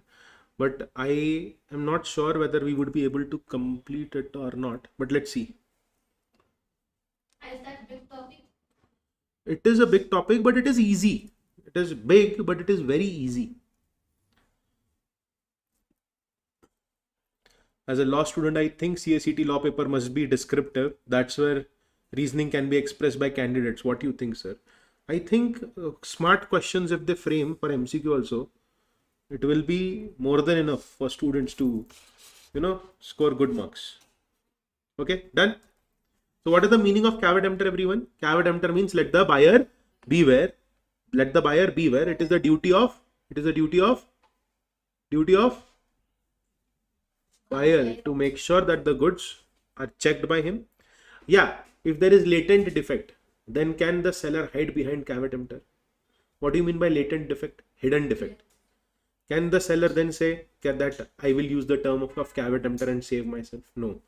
If there is latent defect, then the seller cannot use the term of caveat emptor. Please mark your attendance. Then only I'll go ahead. Now, let us come back to our Concepts? Ready? Yes. Now, Emptor says that it is the duty of buyer to examine the goods before buying them. And if the goods turn out to be defective, the seller cannot be held liable. This is the reason why whenever you buy a mobile phone on Amazon, see, law is there everywhere. Law is there everywhere. If you have Amazon installed in your phone, check their written policy. And whenever you buy a mobile phone, check the policy of mobile phone that they have. Do you know that Amazon has strictly written on their policy that if you buy a mobile phone from our platform, you have to compulsorily open it in front of the delivery boy. If there is any problem in it, tell it to the delivery boy, we will cancel the order. But if you do not open it in front of delivery boy and there is a problem with your mobile phone, we are not going to be liable for it. Are they not very clear with their terms? Are they not very clear with their terms? So now if you have not read it, then that is your problem, right? If you have not read it, then it is your problem. Now, everyone, exceptions to the doctrine of caveat emptor. What do you mean by exceptions? Cases where doctrine of caveat emptor is not applicable, which means the seller will be liable. Caveat emptor says that the seller is not liable for wrong selection of goods. Seller is not liable if the goods are not serving the purpose for which the buyer has bought them. Seller is not liable if the goods are defective. They should be merchantable. Does not mean that I sell unmerchantable goods to you. They should be merchantable, but still I will not be liable for anything wrong that happens to you because you selected it in a wrong way. Okay. Now, exceptional case number 1. You are the seller and you are making false representation, and I relied on the representation that you have made. If you are doing fraud, then can you save yourself from caveat emptor? No. Then you are trying to conceal a defect in the goods which is not visible on reasonable examination. The defect in the goods is such that when you are normally examining it, you are not able to find any defect in it. Are you understanding? The defect is such that on normal examination it is not seen, and you are trying to hide it properly. Then can the seller save himself from caveat emptor? No. So these are the cases where the seller is not getting saved by concept of caveat emptor. Is this clear? Case number 1, you are committing fraud. Don't tell me caveat emptor, you committed fraud. Number 2, you are trying to hide the defect. You cannot hide behind the term of caveat emptor. Third point. I am the buyer, right? I am relying on your skill and judgment. I told you, give me something for this purpose. You tell me what is the best suitable option. I asked you, I don't know what type of utensils are safe for microwave and what are not. I have a baby child in my house. I told you that he's not feeling well. He has a high fever. Give me some medicine. Are you understanding? You gave me a medicine. I relied on your skill and judgment. Then you cannot hide. You cannot hide behind the term of caveat emptor. Last is, I bought goods by description. If I buy goods by description, then caveat emptor is not applicable. Is this clear? Is this clear? Is this clear? So if we have written this, my dear students, if we have written this, can I write like this? Exception to the rule of caveat emptor. What is the first exceptional case? Seller commits fraud. Number 2, seller hides defects. Correct? Number 3, buyer relies on skill and judgment of seller. Number 4, goods are of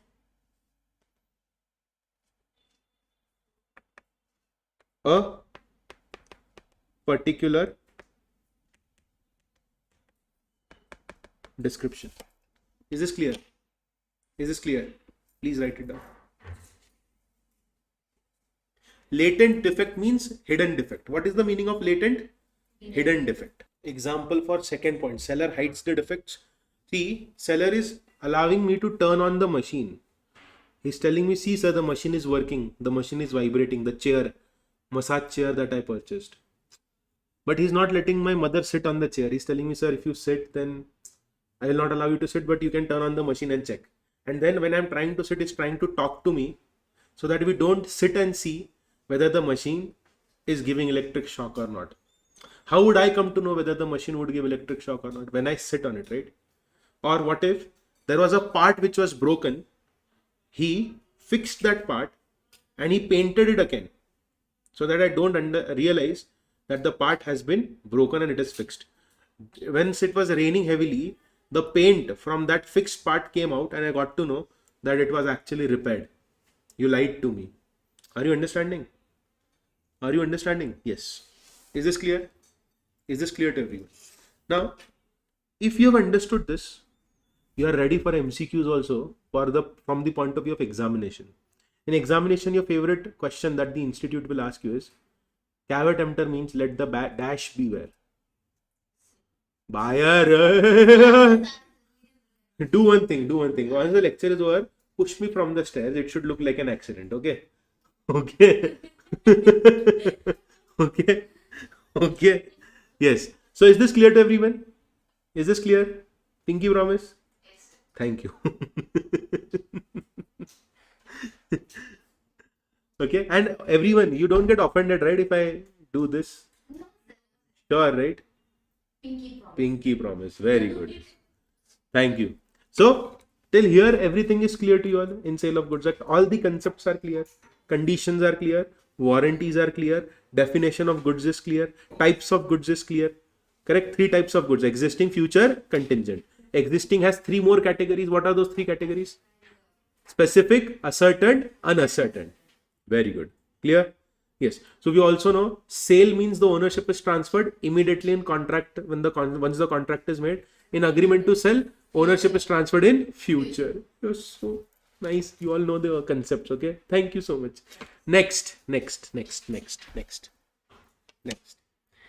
One small area, then we'll go to unpaid seller. Okay. Very small area, but very effective. Okay. And that is passing of property. I think it is not small, but it is.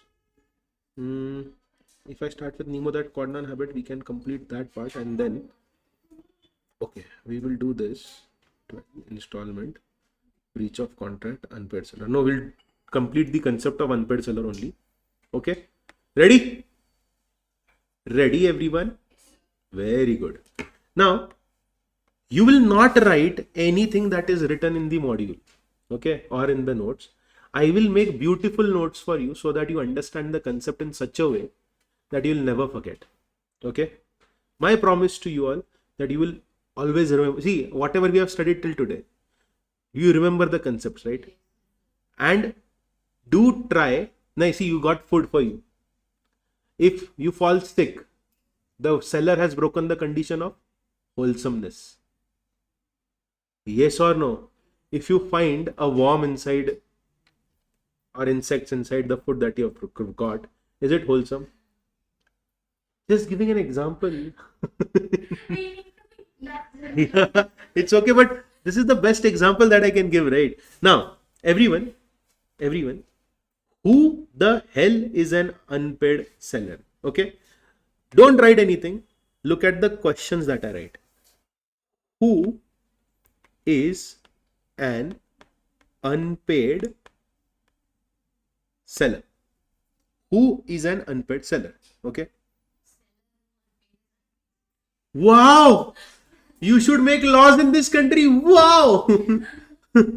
What a definition. Seller who is unpaid seller. Wow! The one who made law is crying in his grave. Okay. Now, listen carefully. Listen carefully, everyone, dear students. Unpaid seller means a person, a seller to whom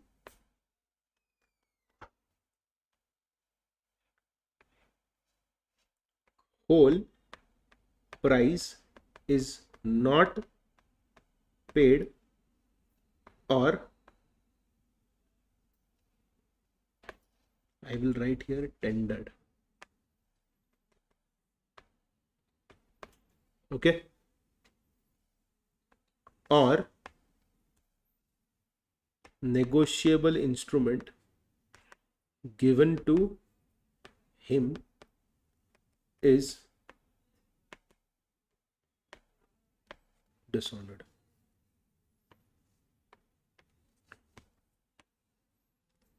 Okay. What do you mean by tendered?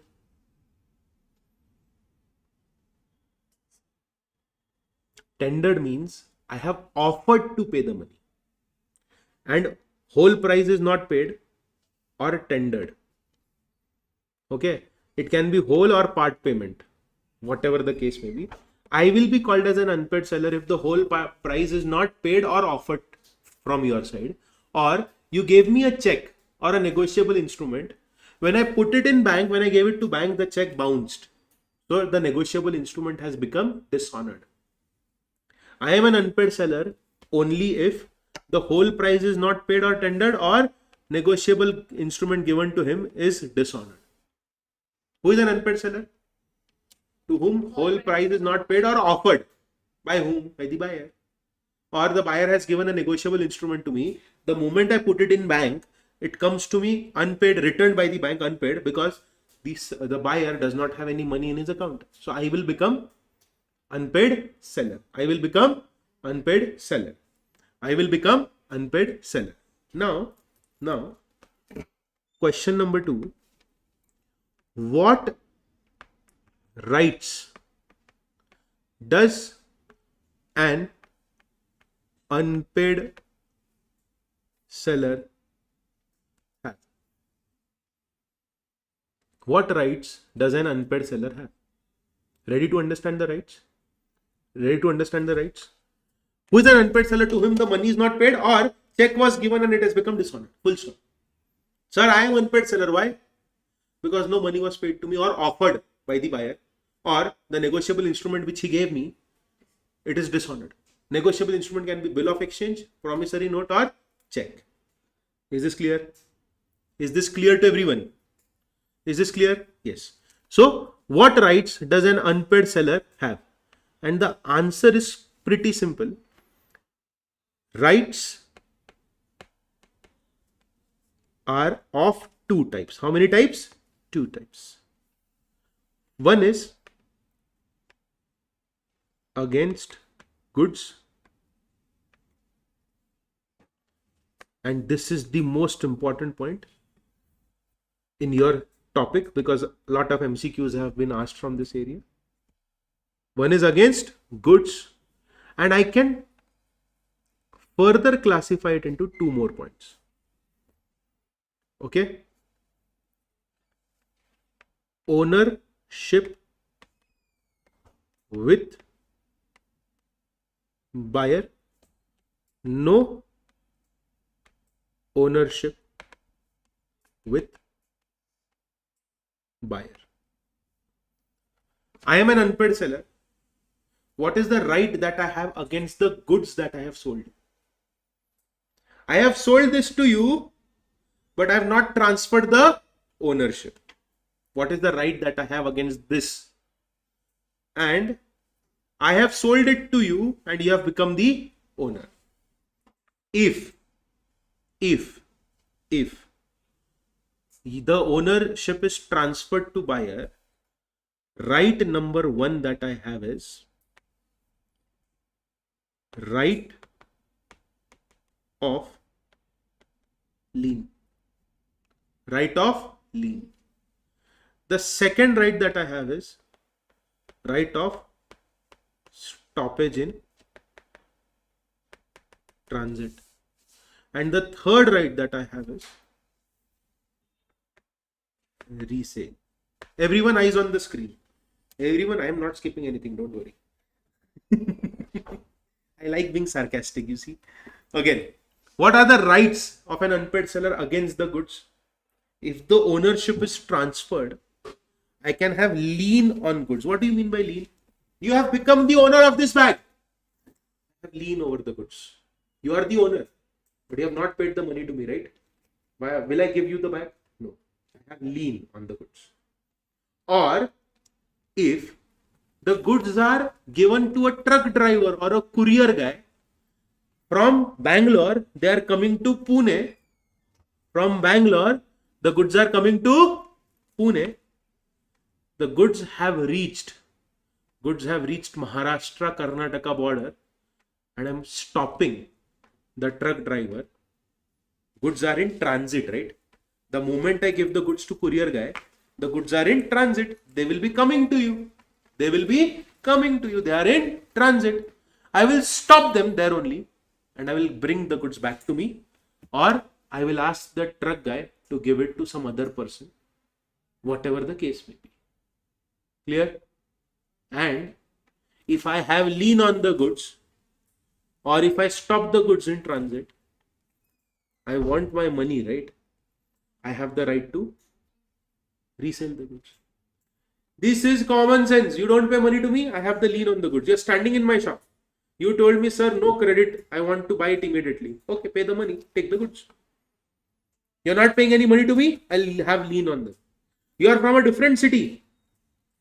The goods are in transit. I get to know that you have become insolvent. Will I let my goods reach you now? No. Because I know insolvent person cannot pay money back. I will stop the goods in transit. Correct? Correct? Correct? And what is the last option? What is the only option that I have? I will resell the goods in market. Yes or no? Yes or no? Now, sir, the goods are sold, but the ownership is not yet passed. I have the right to withhold delivery. I will not give you the delivery of the goods until you make the payment. Is this clear? And the second right that he has is against buyer. What is the right that he has against buyer? Sue for price. Sue for damages. Sue for interest. Is this clear? These are the rights of unpaid seller. We have to understand these concepts in detail. This is very basic. This is not that, it is important. I will not say not important. It is important, but it is direct. I mean, see, I am unpaid seller. I can sue you to pay the price, right? I am an unpaid seller. I had to sell the goods in market for 80 rupees. I was supposed to sell you for 100 rupees. My damages are of 20 rupees. I will recover that 20 from you. Third is I will sue you for, if you would have paid money to me. A lot of times what people do is in contract they will write, if you don't pay the money on this date, after that you have to pay interest. So I can recover the interest. Correct? Is this clear? So online students, is this clear? Online students, is this clear? So again, who is an unpaid seller? Unpaid seller is a person to whom price has not been paid or offered, tendered or offered, correct? Or a person to whom negotiable instrument is given and it has become dishonored, correct? How many rights does an unpaid seller have? Chew. How many rights? Chew. How many rights? Chew. How many rights does an unpaid seller have? Chew. One is against goods, another against buyer. Against goods, how many further two classifications are there? Ownership is transferred, ownership is not transferred. If the ownership is transferred, how many rights I have? 3. Lien, stopping in transit, resale. If the ownership is not transferred, I will hold the delivery. And what is the right do I have against the buyer? Sue for price, sue for damage, sue for interest. Is this clear? Easy.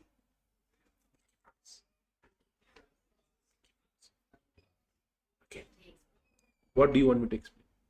Revise everything again. I am an unpaid seller. Why am I an unpaid seller? because you have not paid the whole price to me, or you have not offered to pay the price to me. Or you did give me a negotiable instrument, but it has become dishonor. I become unpaid seller. Correct? What are the rights of an unpaid seller? Unpaid seller's rights are two. One is against goods, one is against buyer. Against goods, there can be two further classifications. If the buyer becomes the owner, I have the right of lien. I have right of stoppage in transit. I have the right of resale.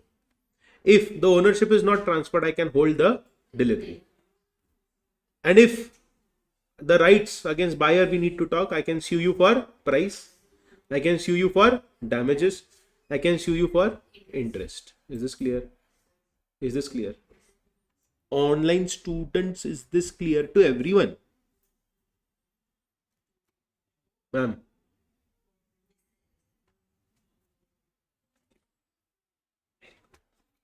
Okay. By the way, you did not check today whether I remember the names or not.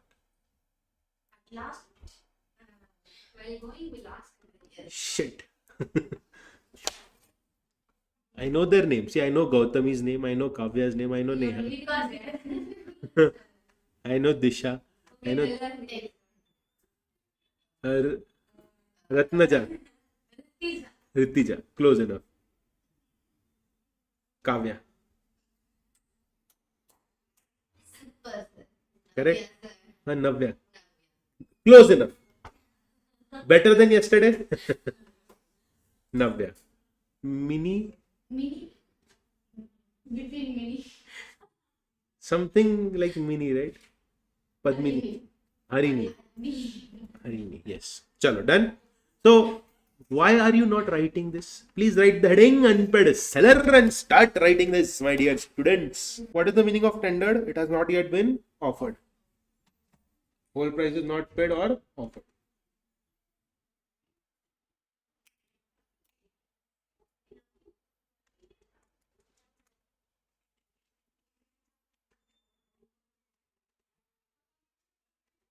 Then second question is, what rights does an unpaid seller have? Easy, right? Now all you have to remember is, when do you have the right of lien? When can you stop the goods in transit? And what happens when you resell the goods? It is that simple. See, withholding delivery, there is no explanation. I mean, explanation, what do you need the explanation for? The ownership is not transferred yet. I am just keeping the goods with myself. I will not give you the delivery until you make the payment. End of the story, right? And against buyer also it is simple. You have not paid the money, I will sue you for price. You have, because of you I had to lose 20 rupees per kg. I lost 10,000 rupees. I will not ask you to pay the entire money, but I will make sure that you pay for the damages. Okay, last is suit for interest. If I would have received the money from you on that date, I would have kept it in bank and I would have made interest income out of it. So I want you to pay for the interest money. Easy? Pinky promise.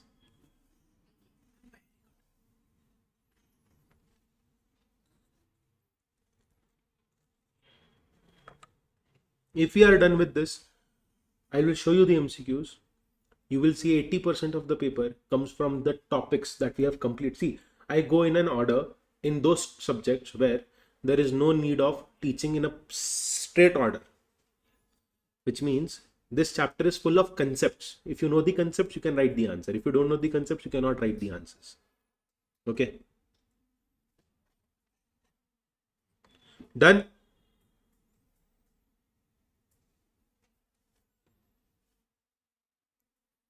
Done, everyone? Okay.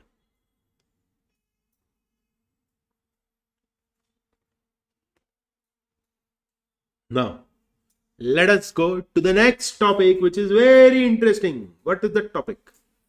Now we need to understand. See, so I will show you in the book also.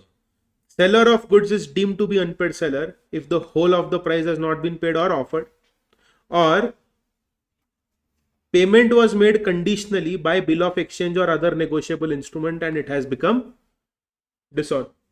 I made it very simple for you that I give you a check. I want to buy goods from you. I gave you a check. You put it in bank, it comes dishonored. It has bounced. Full stop. Easy? Easy? Very good. Now, when do you have the rights of unpaid seller against the goods?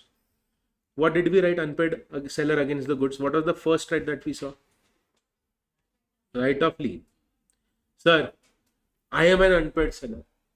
I want to exercise the right of lien. When can I exercise the right of lien? Everyone, let us imagine this situation. Okay, you have to imagine it. I go to a shop. And I tell that shop owner that I want to buy a packet of Lay's and Maggie. Okay. Now he puts everything in a polythene bag and he gives it to me. The Maggie packet or the chips packet, whatever it is. He puts it in a bag and he gives it to me. He hands it over to me. Did he hand it to me? Yes, I have the bag, right? Now if I don't pay the money to him, or I tell him that I will pay later on, can he snatch the bag from my hands?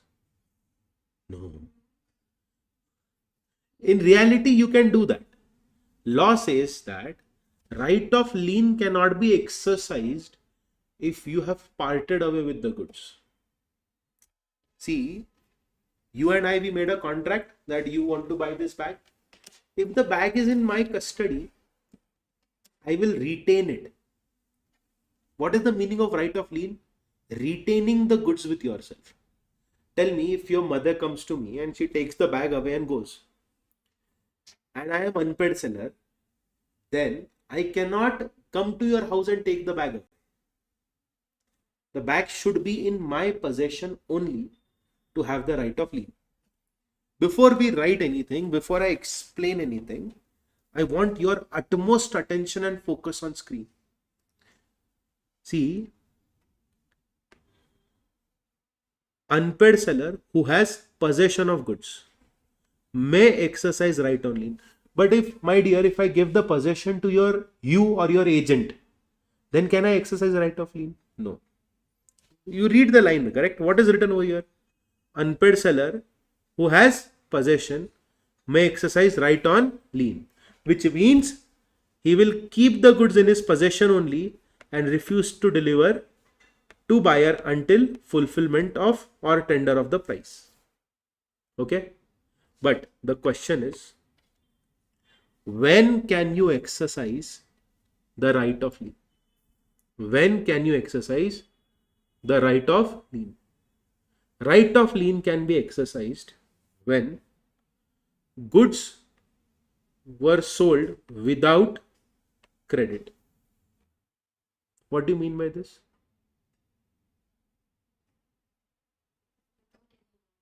No. Credit means, like in Pune, we have this system in North India that if I go to a grocery shop which is next to my house, I will buy anything I want. He will not take money from me. He will write it in a diary. So there is a condition of buying the goods on credit, right? Later I will pay. But in this situation, I never told you that I am selling it to you on credit. I want upfront money. You and I will make a contract on 10th of April. That I will supply you the goods on 21st of April. Okay. On 21st of April, you come to my shop and you tell me, sir, I will pay the money to you after 15 days. Sorry, I never sold the goods to you on credit. I will keep a lien on the goods. Number one is clear. Number two, I sold you the goods on credit and the credit period has expired. Sir, give me 10 days time. I will pay the money to you in 10 days and then take the goods. Done. For 10 days, I will not call myself as an unpaid seller. On the end of 10th day, if you don't show up, what will I assume? That you don't have money and I have become unpaid seller. Last is, if the buyer becomes insolvent, then I will automatically become unpaid seller and I can exercise the right of lien. Is this clear? Is this clear? Is this clear to everyone? So what are the cases where unpaid seller can exercise his right of lien? When goods were never sold on credit, or were sold on credit but the credit period has expired, or if the buyer becomes insolvent, I have the right of lien. Is this clear? Is this clear? But tell me one thing, all the online students and students who are sitting here, if I give you the possession of the goods, or if I part away with the possession of the goods, can I exercise the right of?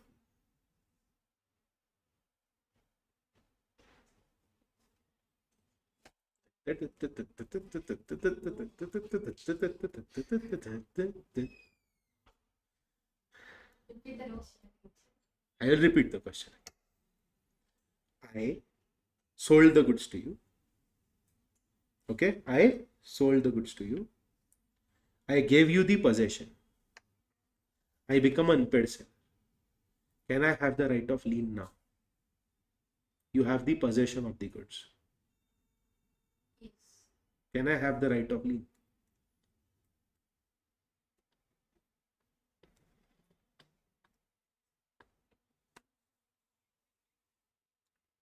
Yes. I started this concept by saying if the buyer has the possession, the unpaid seller cannot take back the goods. The answer is no. Ma'am, what is wrong with you? And online students, what is wrong with you?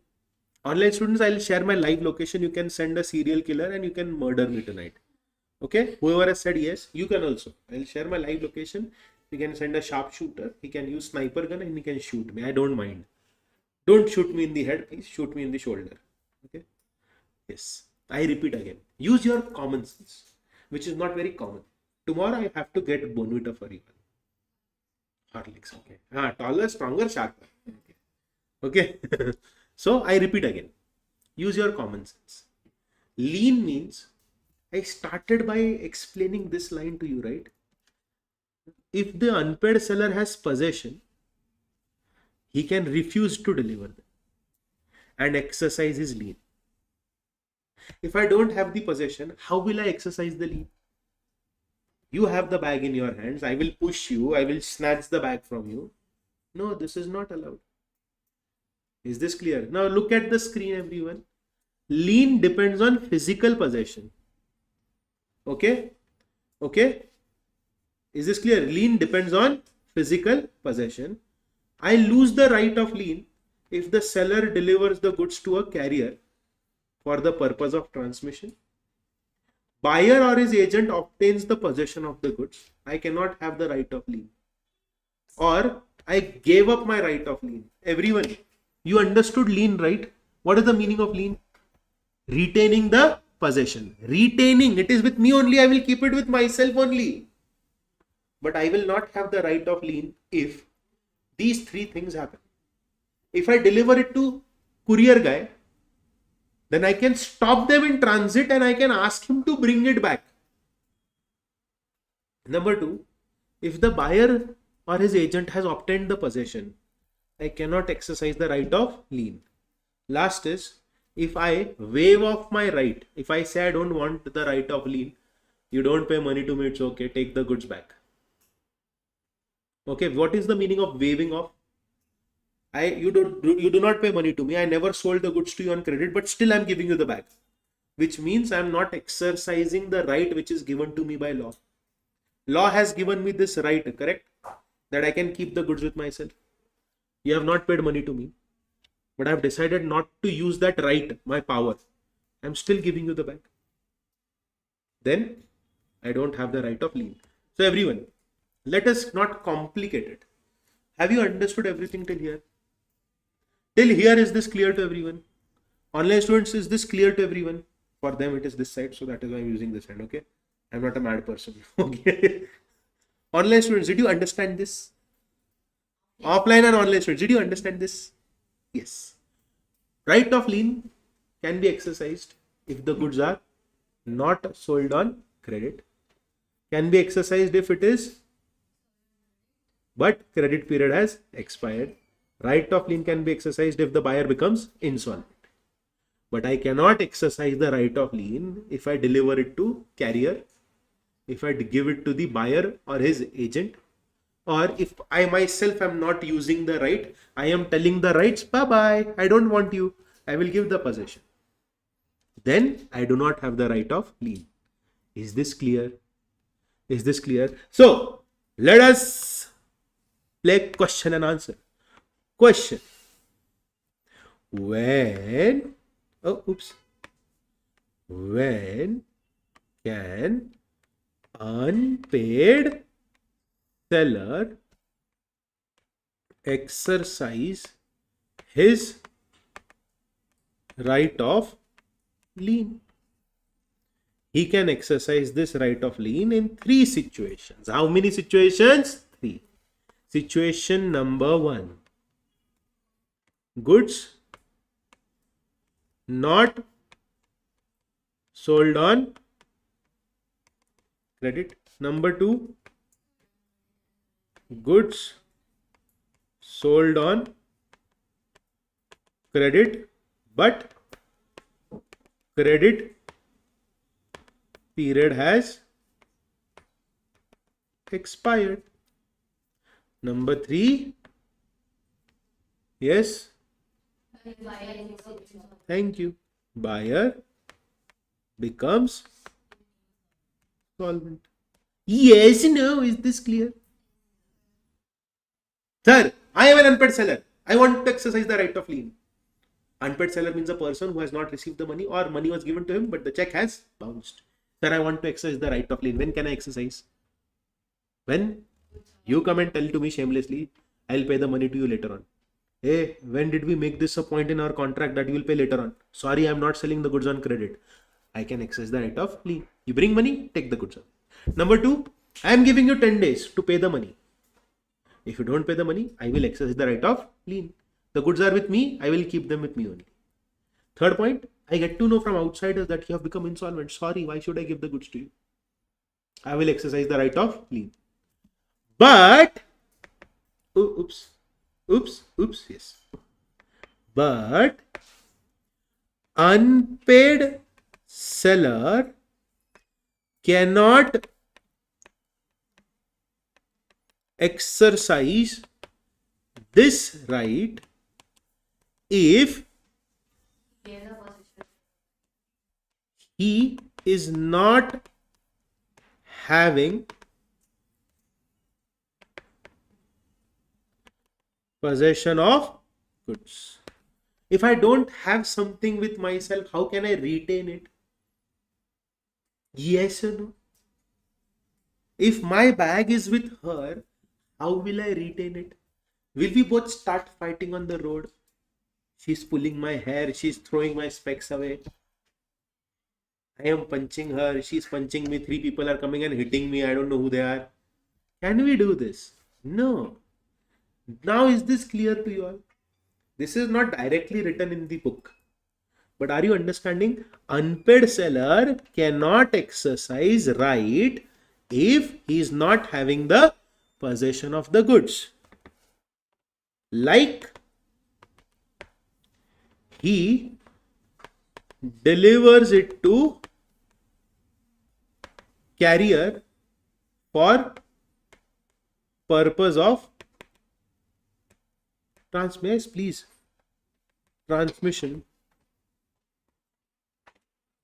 Sir, when does a buyer not have a possession? Seller. I am delivering it to the carrier, courier wala guy.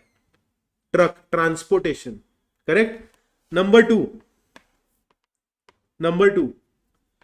Buyer or his agent obtain delivery. Number 3, seller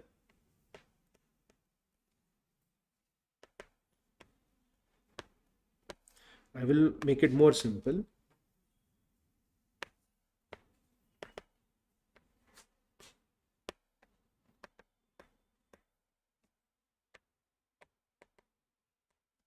Is this clear? All the online students, right from, I'll take everyone's name. Anjana, Darshan, Disha, Gautami, Kavya, Neha, Pratibha, Sanjana, Sudarshini. Is this clear to everyone? Is this clear to everyone? When can I exercise the right of lien? When can I exercise the right of lien? The good is Not sold on credit or Where When buyer become insolvent. 3 cases. But can I exercise the right of lien if the goods are with buyer? Are you sure? Can I exercise the right of lien if the goods are with buyer? Why? Because the possession is gone. I have written it in such a bad way so that you remember this forever. But unpaid seller cannot exercise this right if he is not having the possession of goods. Is this clear? Is this clear? Is this clear? Online students? Very good. Now, if you want, you can copy it down immediately. Fast. Like example. Example, please write example. So Kantara is a very famous movie of Karnataka, right? You all have seen it. No? Why so?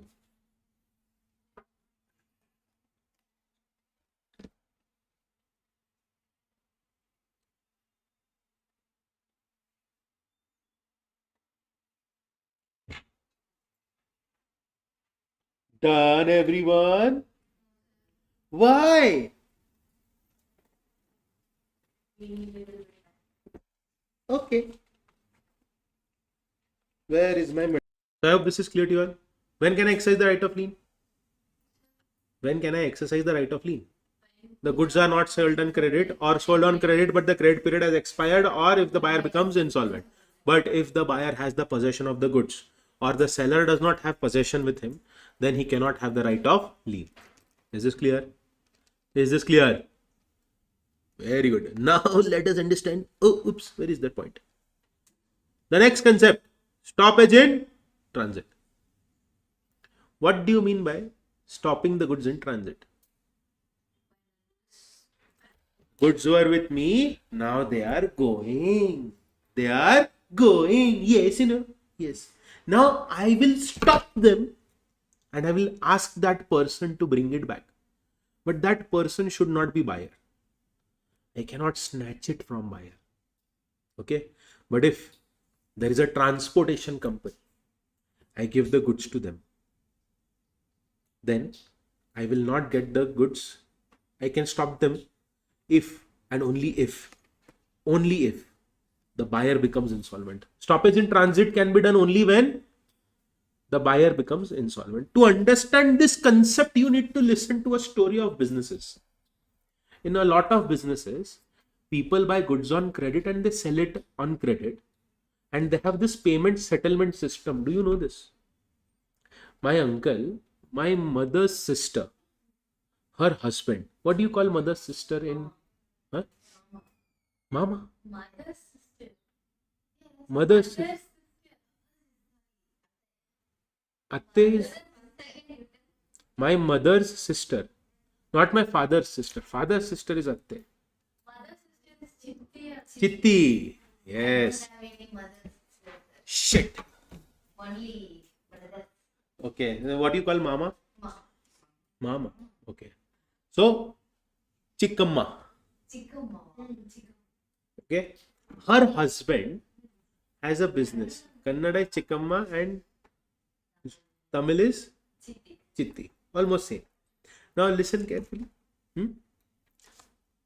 He buys small children's clothes and everyday wear clothes from Kolkata.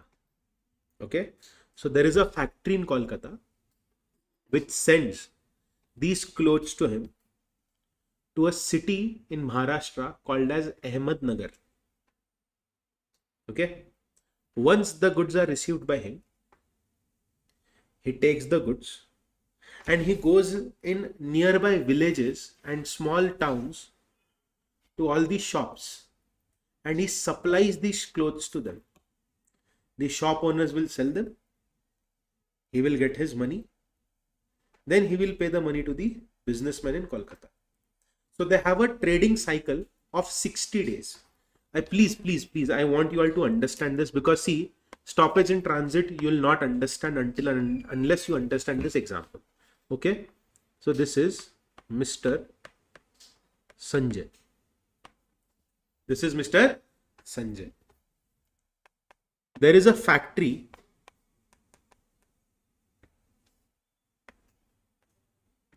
at Kolkata, or it is in West Bengal, they will supply goods to him on credit of 60 days. What is the credit period given to him? Okay, now he will sell it to different shops and he will give them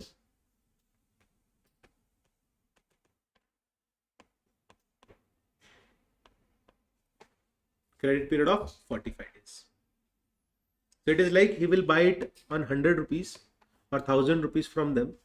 He will sell it for 2000 rupees to them. Or let us assume he is selling it to them for 1600 rupees. So what is the profit he is making? 600 profit. These guys, they have to pay the money in to the factory. He has to pay the money in 60 days. So he has learned accounting and tally all by himself. Whenever he distributes the goods to all the shops, he writes everything on bill paper. He will enter everything on computer. He has a software which starts sending reminder messages from 35th day to all these people. Payment is due in 10 days. Payment is due in 9 days. On 45th day, all of these people, they transfer the money to his account. He will do all the accounting work. Okay. Then he will remit the money to the factory. The point that I'm trying to make over here is that businesses function in this way. Even DMart buys the goods from companies with a clearing cycle of 4 days. Because DMart is a huge company, they buy goods on credit. They promise the manufacturers that we'll pay the money to you in 3 to 4 days. Is DMart not buying it on credit? Yes. But it will sell it to us not on credit immediately. Then within 4 days, they settle the accounts. Is this clear to everyone? Is this clear to everyone? Sir, why are you explaining this to us? This is not given in the syllabus. I know, my dear students, this is not given in syllabus, but you need to understand the concept of stoppage in transit. Okay. So over here, can you see that a lot of businessmen, small businessmen and big businessmen, they work on credit system. They work on everyone. One more example. The milkman who delivers packets of milk at your doorstep every morning, he's giving the milk to you on credit, right? Because on the month of April, if I receive milk, I will be paying for the month of April in the month of May. The cycle is of 30 days. Are you understanding? Are you understanding this? Did you understand this concept first? Yes. Now, let us take this same example and let us understand the concept of stoppage in transit. My uncle stays in Nagar. What is the name of this city? Nagar. The factory is in Kolkata. Okay. Now the factory owner is selling from past 20 years the goods on credit to my uncle. Okay. So what they do is they will load all the items in the truck and they will send a truck for city of Nagar. So from West Bengal, the goods will travel to Odisha, Chhattisgarh, Madhya Pradesh and Maharashtra. So it will take 5 to 7 days for the truck to reach here.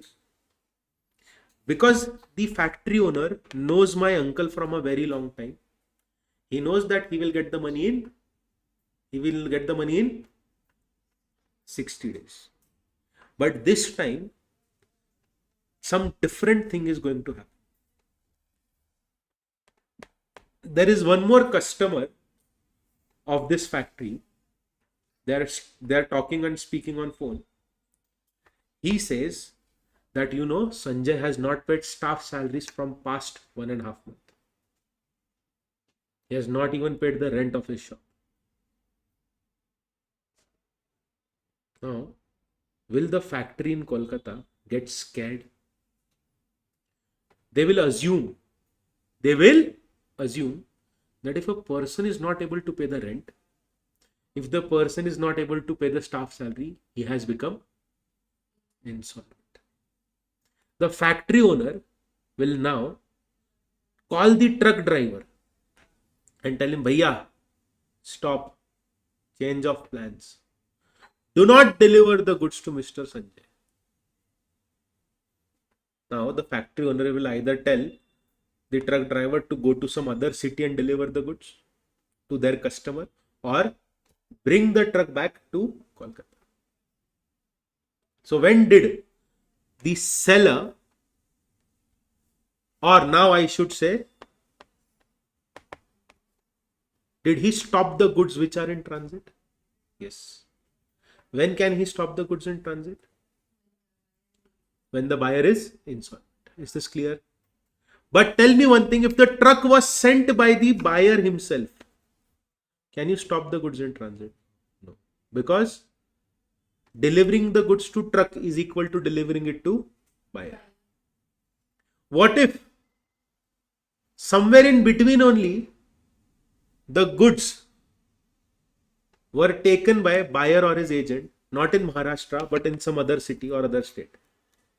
Then also I cannot do anything. Why? Because the buyer has received the delivery.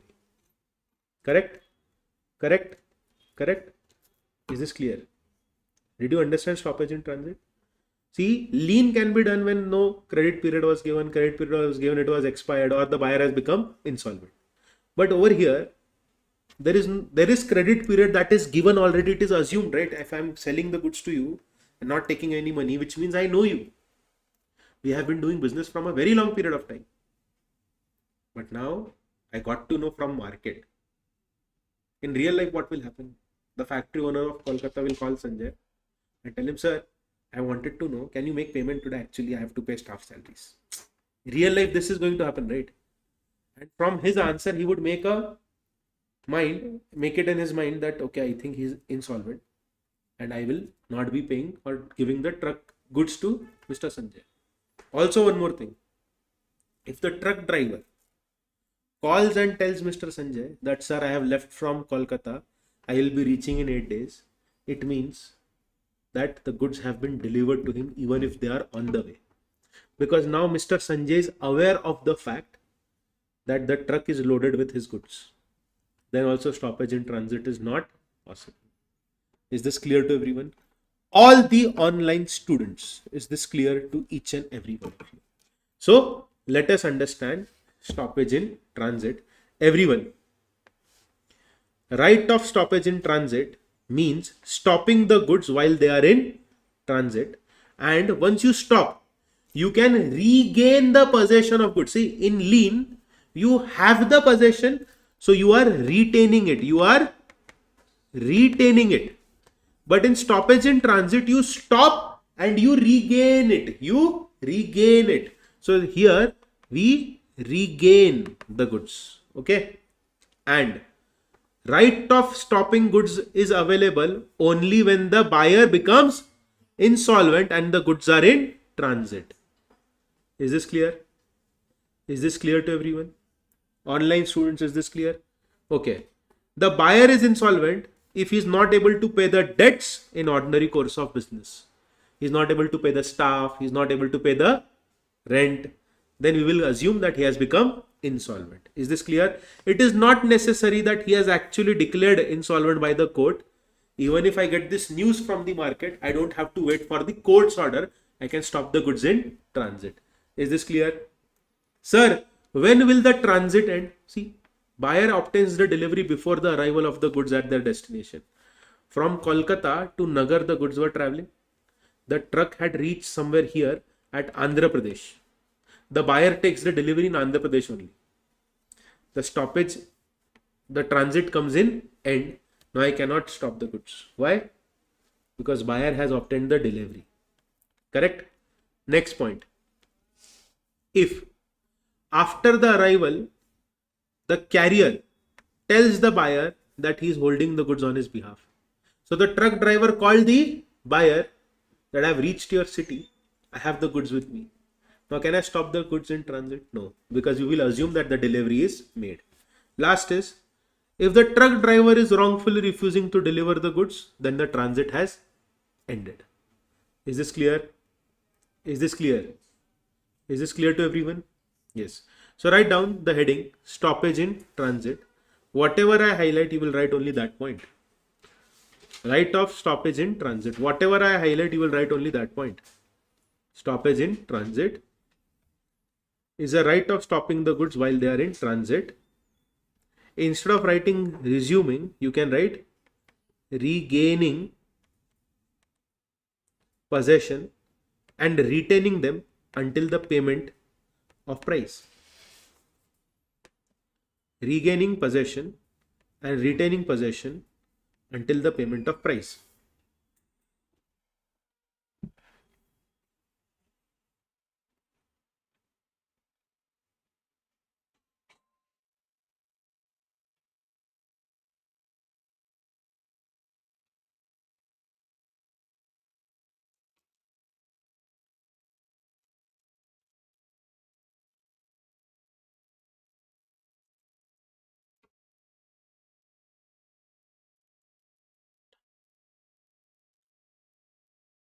Then you will write right to stop is available to an unpaid seller when buyer becomes insolvent and goods are in transit.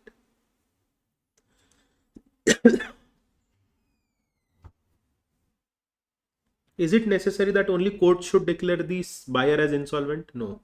Even if in market he is not able to pay normal money, we will assume that he has become insolvent. We can assume it, right? And we can cross confirm. Okay.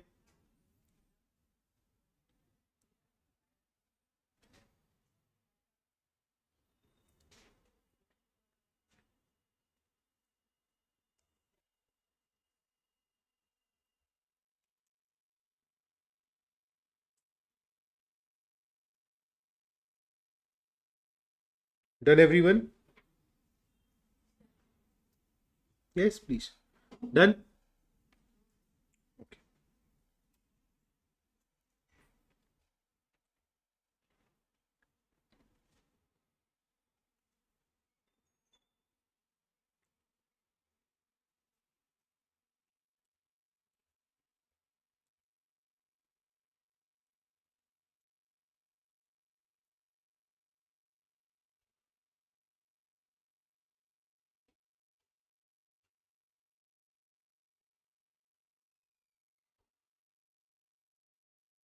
Done? Yes.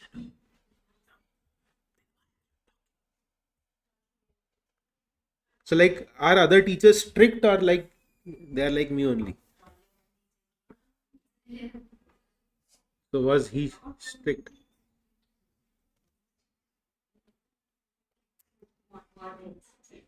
I am moderate or am I strict? What? Very lenient. I should be strict.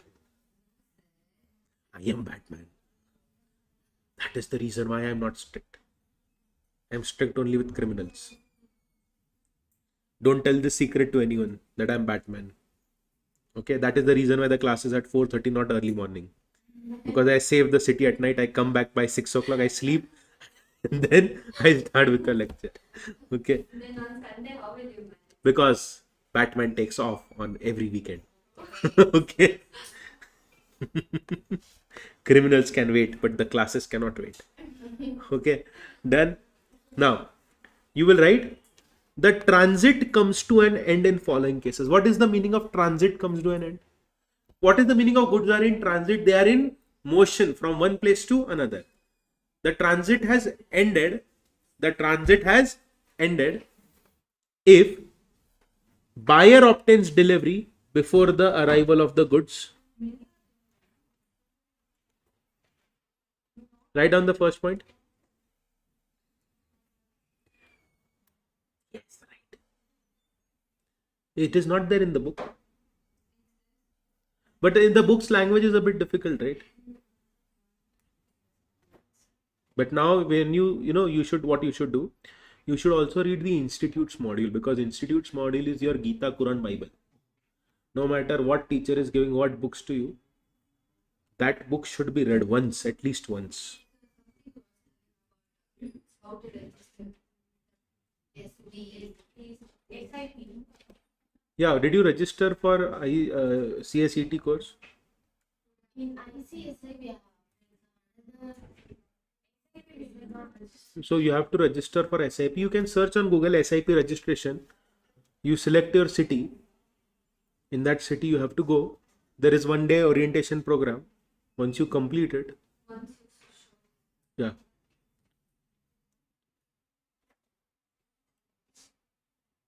Done. There is a list of centers where SIP is conducted by ICSI. So you have to go at the center, you have to register first, or you can go to ICSI chapter, which is there in Bangalore. Do you know the address of ICSI chapter in Bangalore? You have registered in Bangalore only, right? I'll tell you the address. All the other students, are you all from Bangalore only? I mean, you stay in Bangalore only, right? ICSI Bangalore chapter. Right. It is there in Main Road, KSSIDC Industrial Estate, west of Chord Road, Rajaji Nagar, Bengaluru. Okay. Whoever is in Chennai, ICSI Chennai chapter. ICSI Chennai chapter is in Nungambakkam. ICSI chapter is in Nungambakkam. Now, Shivmoga. ICSI chapter Shiv.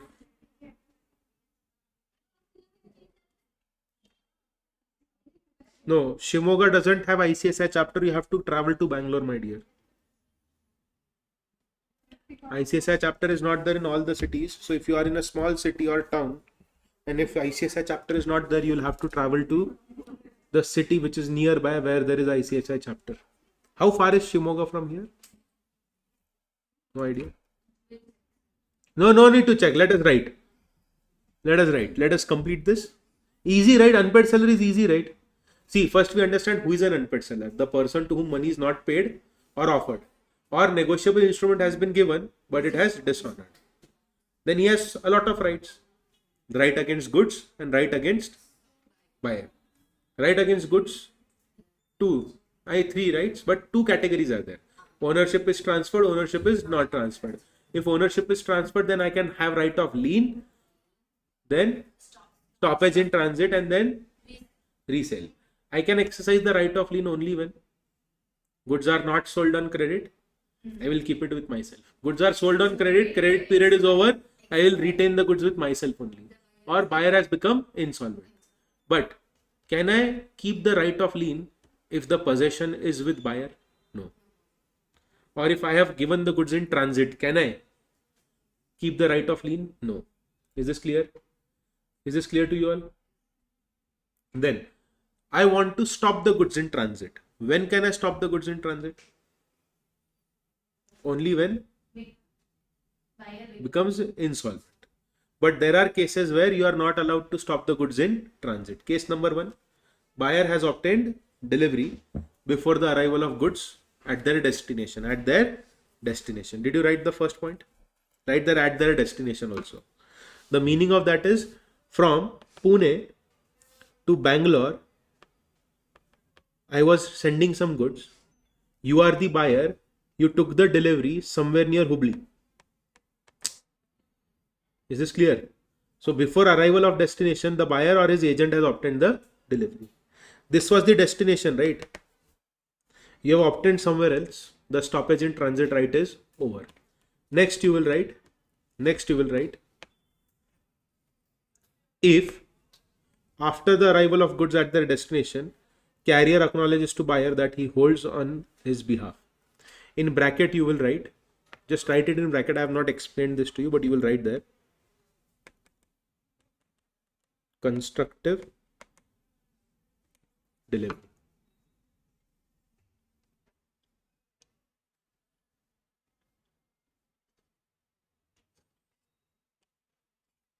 Constructive delivery. Last but not the least, carrier wrongfully refuses to deliver to buyer.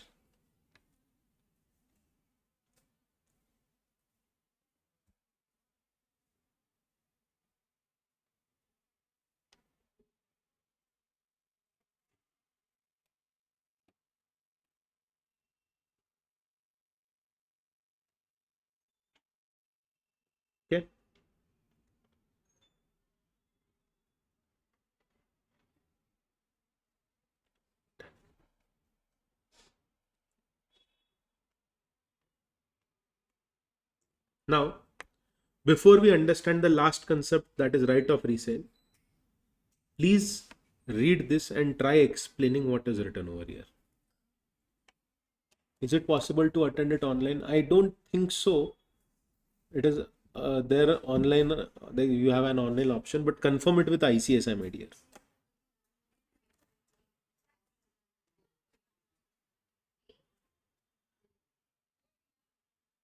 Don't have to write. You have to explain. You have to explain this point. Yeah. Yeah, the note one.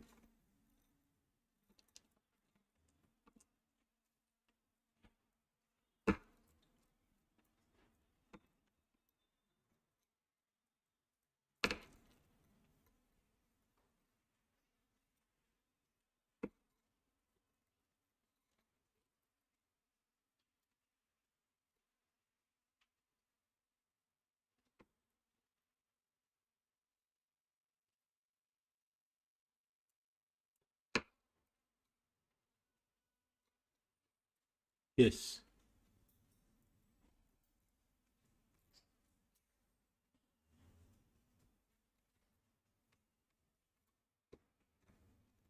When the buyer rejects to accept the goods, Hmm. and the buyer rejects to accept the good, the seller refuses to get back those goods, stoppage of transit will not be So the assumption is that the goods will still be in transit. What about the second point? This point. First point says that if the goods, very good, you all are right. If the goods are rejected by the buyer and the goods are either with the carrier or some other person, other bailee. Bailee means the one to whom goods are given for some purpose.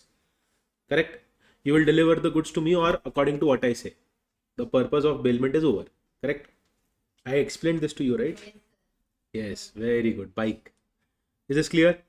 Is this clear? But now seller's right of stoppage in transit is not affected. Now the seller is very smart. You know what he did? See, the buyer is actually very smart, not seller. This is our seller. Okay. This is our seller. He is sitting in Pune. He is sitting in Pune. There is a person who is our buyer and he's here in Karnataka. Let us say Bengaluru. Okay.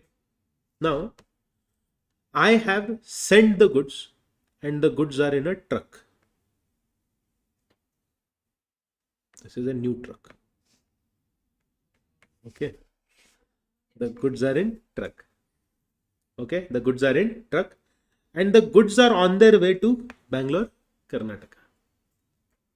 Now this buyer, what he does is, he sells them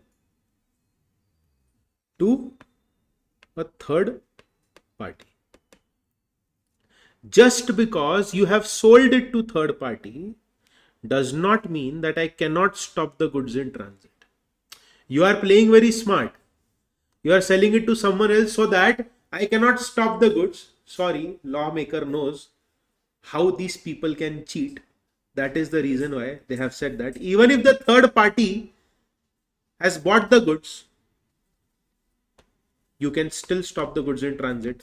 I will tell the third party, ask the one who sold it to you to pay the money to me. The truck is waiting. Once the payment, again, I am seller, you are buyer. I am seller, you are buyer. The goods are in transit. Now you are also very smart. What you did is you sold it to someone else. I am selling it to you for 100 rupees. You sold it to her for 130 rupees. You are making 30 rupees profit. Now I told you, ma'am, I want money. Or I get to know that you have become insolvent. Okay? If you don't pay the money to me, I will stop the truck, which is in transit. Now she will call me, sir, I have purchased the goods from ma'am. Why are you not sending the truck? I will tell her, ask the one who sold the goods to you to make the payment to me. Just because the goods are transferred to someone does not take away my right of stopping the truck. I will have that right because I want my money. Then what all the buyers will do is they will sell it to someone they know so that I cannot stop the truck in transit. The buyer will play smart, right? He will transfer that ownership to someone else. No doubt that other person has become the owner. But I can still stop the truck which is in transit. Is this clear? Even the ownership is transferred. I can still stop the truck in transit. Is this clear? Is this clear to all the online students? Now, everyone, my favorite topic. If you do not pay attention, you will never understand this topic. Never in your life. Okay? Shh. Focus. Everyone, focus. This is by far the most interesting concept. I promise you one thing. Once I am done explaining, I'll make you read the theory. You will thank me for your entire life for making this concept so easy. Ready? Ready? Right of resale. Wow, magic. Now, 1, 2. Okay?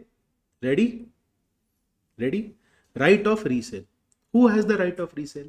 Unpaid seller. Correct? Unpaid seller will only have the right of resale, na?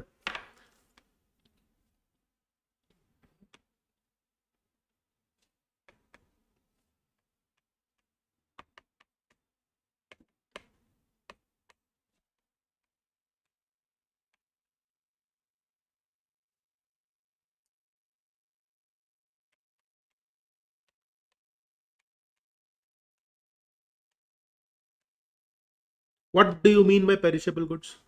I know food items are perishable. Other than that, there are a type of goods which will lose its commercial value. Did I not explain yesterday? Raksha Bandhan Rakhi. It has a commercial value. Holi, the colors and the water guns. Firecrackers during Deepavali. They will be very expensive. Lights for decoration will be very expensive. Clothes that you buy during festival, the price will increase. Correct? But once that period is over, or Christmas tree or the Santa Claus hat and all those other accessories or merchandise that you buy, they will become very expensive during the month of December. But will you randomly go and buy anything with respect to Christmas now in this month? No. Will you do that? No, you will not. Okay. Now, what is the meaning of perishable goods? Which will get. So, perishable goods means goods which may lose commercial value. Non-perishable goods are normal goods like cup. They don't have a commercial value. The price is gonna remain the same. School bags, college bags. I know during college admission they might be having some increased price, but that is very negligible. Correct? Now,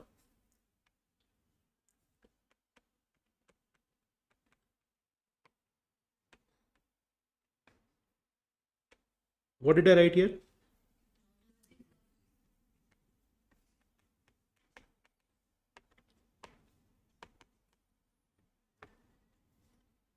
Okay.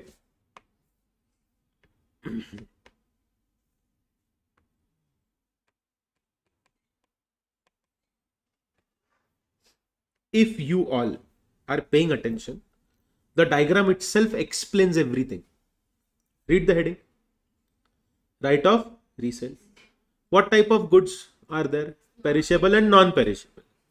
If I am reselling non-perishable goods, I have to give a notice to you that, hey buyer, if you do not pay money to me, I will be selling them in the market. This is called as giving notice of resale. Either I have given the notice in non-perishable goods or I have not given the notice in non-perishable goods. Same thing will be here.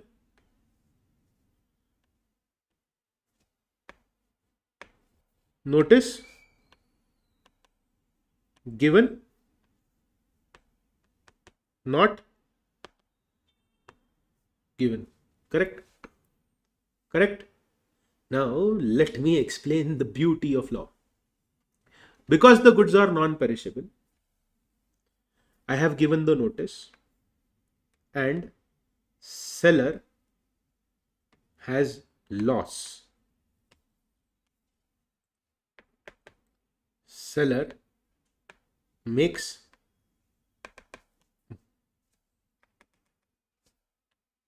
more profit.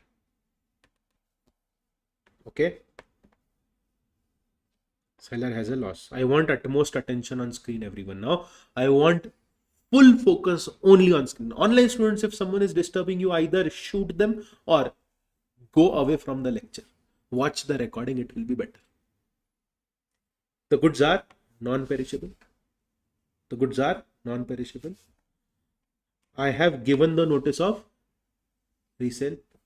If I incur any loss, which means I was supposed to sell the goods to you for 100, I sold it for 90. Seller can recover from original buyer. I gave you notice. I told you I'm selling it in the market. I have incurred loss. Pay that loss amount. I was going to sell you for 100. I sold it for 150. 50 profit.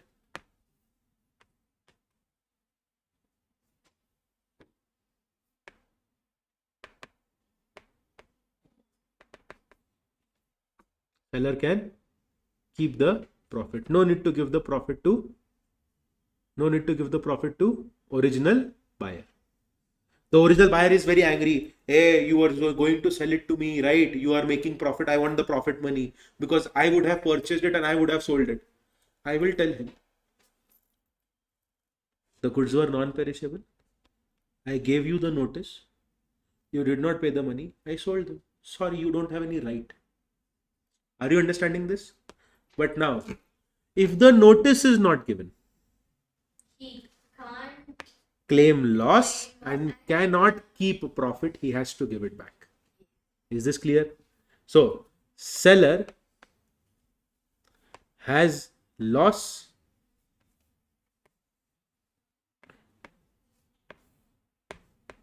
seller makes profit. If the seller has a loss, cannot claim from original buyer. Seller makes profit, cannot keep profit.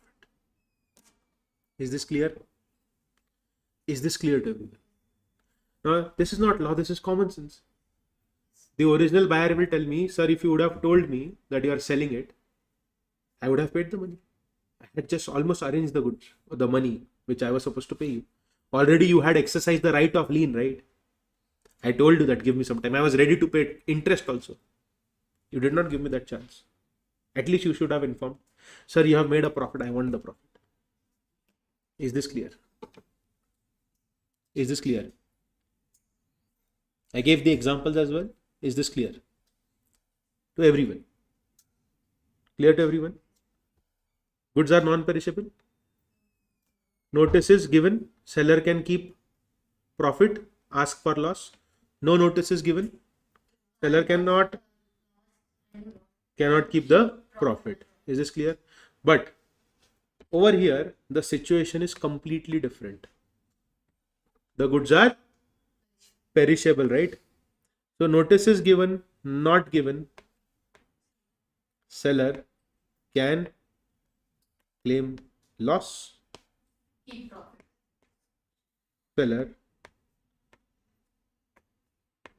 can keep, because in perishable goods no need to give notice, right? What difference will it make? I'll tell court, my lord, it was Diwali period. After Diwali, no one would buy the goods. I did not have the time to send him notice. Then he would reply. So I sold it. Common sense. Yes or no? Now, if you have understood this, online students, have you understood this? If the answer is yes, let us look at the theory which has been given to us. But first let us read this. Number 1. The unpaid seller may resell where the goods are perishable, or if he has reserved the right in contract. What do you mean by reserve the right in contract? If you have reserved the right, you don't have to give any notice. Why? In the contract itself, I have written that if you don't pay the money after 8 days of delivery, I will resell the goods. Next. The seller gives notice to the buyer of his intention to resell. The buyer does not pay within a reasonable time, or if there is deficiency between the price due and amount realized, he is entitled to recover it from the buyer. If there is surplus, he can keep it. He will not have these rights if he has not given any notice, and he will have to pay the buyer profit or loss on resale. Whatever is written over here, I have explained it in a very beautiful diagram. So you can copy the diagram. Okay. Sanjana, is this clear? Please copy the diagram.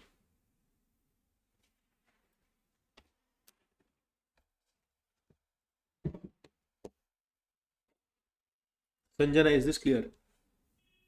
That's it. What that's it? Today's class. No. So topics to teach us over. No. Auction, no, not auction, but there is one more point in unpaid seller. Next to Delivery. When can you withhold delivery? Only when the ownership is not transferred. That's it. First you write this. Write it while reading it and tell me if you understand it or not. If not, I will explain again. I will not skip the topic. I'll explain again, but write it while reading and then tell me if you have any doubt. Okay. Online students, did you write it? Anjana, Darshan, Disha, Gautami.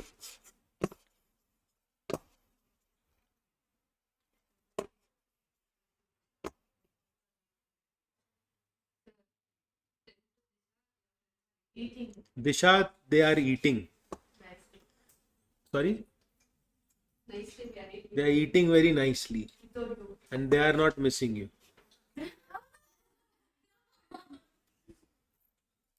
Okay.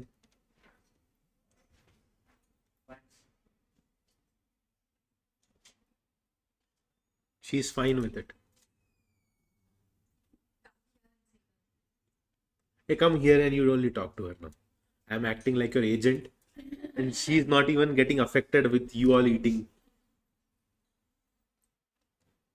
So, now Sanjana. Yes. Did you write it, Sanjana? Sanjana.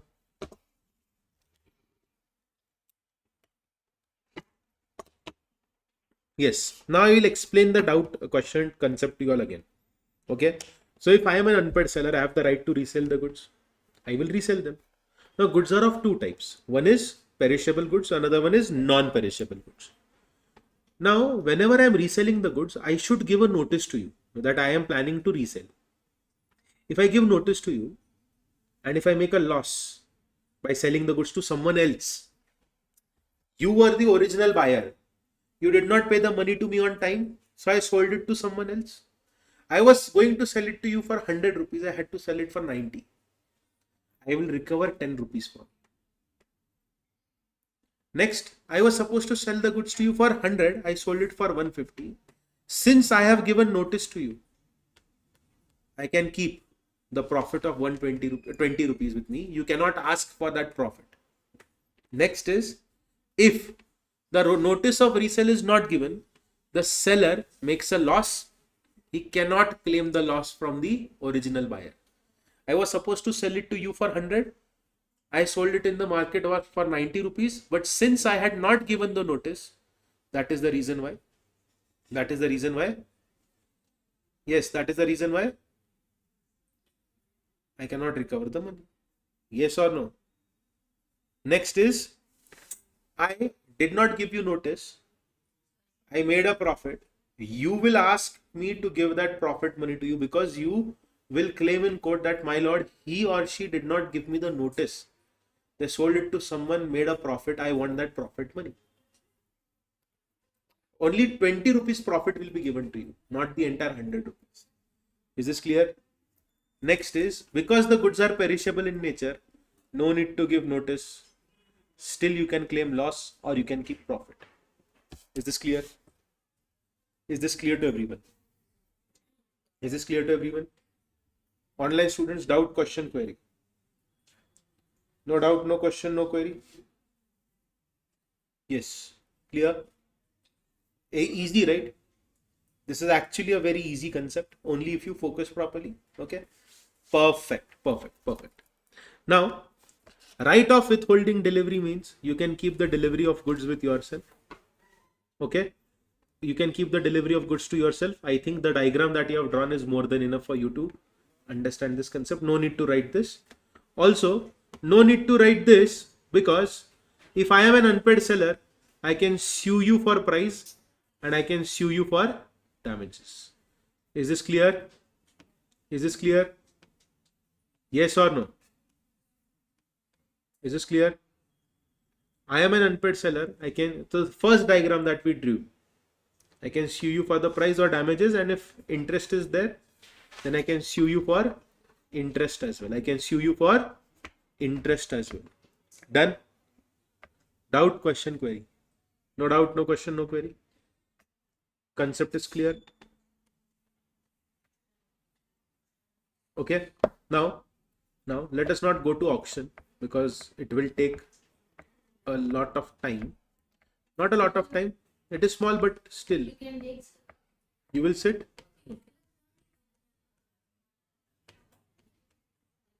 Small passage. Okay. Now, please focus on section number 64, auction sale. What do you mean by auction?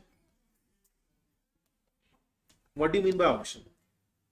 There is bidding in auction, right? There is bidding done in auction. What do you mean by bidding? There will be a base price. There will be a base price. IPL cricketers, right? People are buying IPL players for an auction. Or if I find some rare items, if I have rare items with me, see, let us assume that this cup is from Egypt. Yeah, this is an invitation to offer. This cup, I got it from Pyramid of Egypt. Okay, the base price is 1 lakh rupees. Now you all will start giving your bids to me. She will say 1,10,000. Then if she wants to buy, she'll say 1,50,000. Then she'll say 2 lakhs. Then she will say 2,50,000. And now if she says 3 lakh rupees and no one wants to buy it for 3 lakhs, then I'll count till 10 and there will be fall of hammer. Once the hammer falls, she will become the owner. But if she wants to cancel her bid, then before the hammer falls, she has to cancel.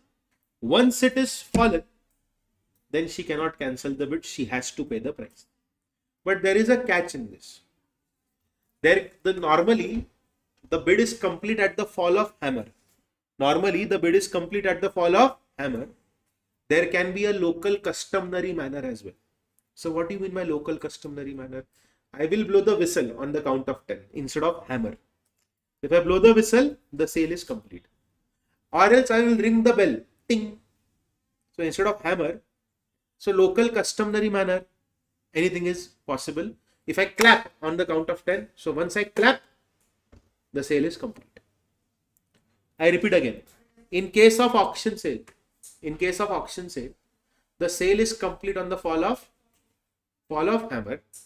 The sale is complete on the fall of hammer.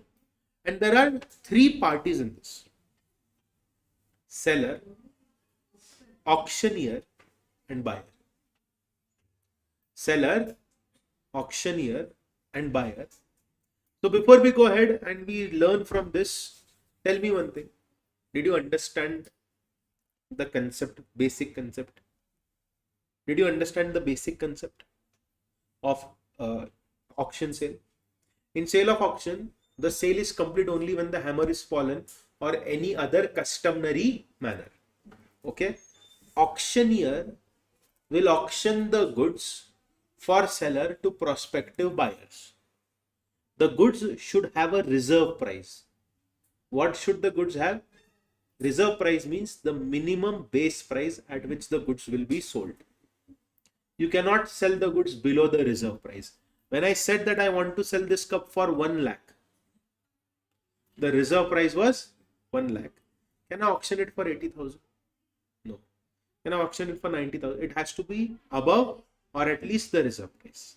Is this clear? So all the online students, kindly reply, did you understand what is auction sale? Basic. I have not explained these 3 points to you all. I mean, I have explained the first point to you all, but did you understand the basic? Yes. Very good. Very good. Very good. Very good. Now, What happened? I'm so sorry, I forgot to close it.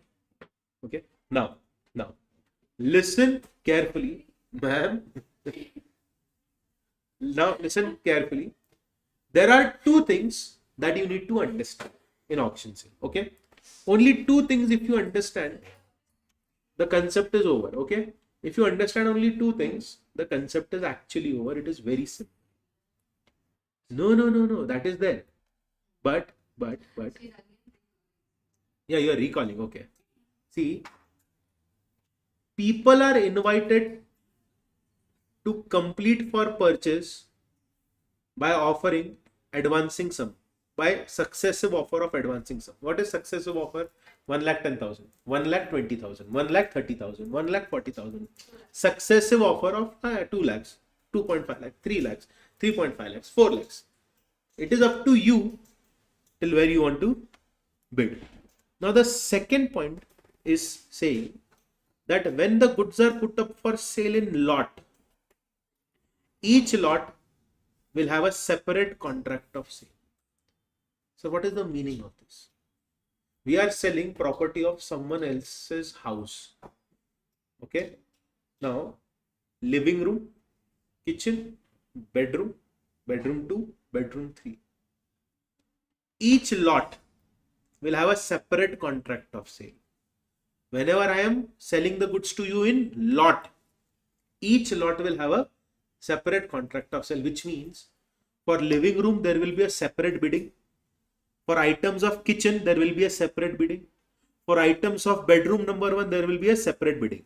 So in auction sale, if the goods are put to sell in lots, each lot is deemed to be subject matter of separate contract of sale. And how is the auction completed? When the auctioneer announces its completion by fall of hammer or other customary manner. If you want to take back the bid, you can. Any bidder may retract his bid until such announcement is made. So if the hammer has fallen, then can you take back the bid? No. If the hammer falls down, can you take back the bid? No. Is this clear? Is this clear to you all? Is the second point clear to you all? First point is only introductory part. Is the second point clear to you all? Each lot is a separate contract of sale. Sale is complete on the fall of hammer. Sale is complete on the fall of hammer. You can take your bid away before the hammer falls. Now, here I have highlighted the entire thing in red color. The entire thing is in red color. What exactly are they trying to say? Number 1, right to bid may be reserved by or on behalf of seller. What is the meaning of right to bid can be reserved? Everyone, for this only, I told you this example. There is a seller.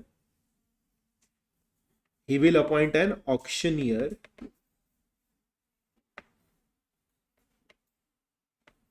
Okay. And this auctioneer will sell the goods to, wait, I will draw it properly. There is a seller. Then there is auctioneer. Then there is buyer. Okay. So for buying, there will be a lot of people who have come for bidding, right? Correct. Lot of people will come for bidding. Correct. Now, seller can also sit and do the bidding. Are you understanding? The seller can also sit and bid for the same goods.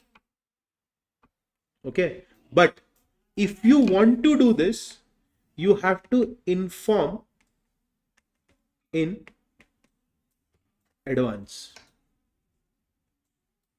If you don't inform these people in advance, they will consider it as cheating. Because then this person will unnecessarily increase the price. Yes or no?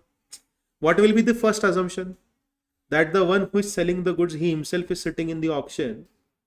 He might unnecessarily increase the price. Correct? Is this clear to you all? Online students, is this clear? But if you inform in advance, then there is nothing to worry because they have read about this in advance that the seller is himself sitting for auction. Now, if we want, we can cancel our plan, or if we want, we can go there and still do the bidding. Is this clear? Is this clear? Is this clear to you all? Now, if this is not notified, it shall not be lawful for the seller to bid himself or to ask other person to bid for him. What is the meaning of this? The seller is not sitting here, but he has sent his agent to do the bidding. So if I want to conclude the first half of the third point, it says that the seller can also sit in the auction, but only if he has, or his agent can sit in the auction only if he has notified this before the auction in advance.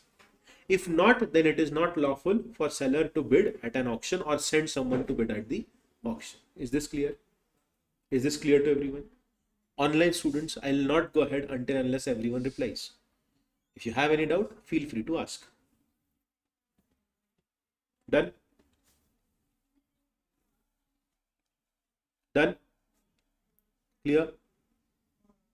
Yes. But there is one more concept in this, and that is called as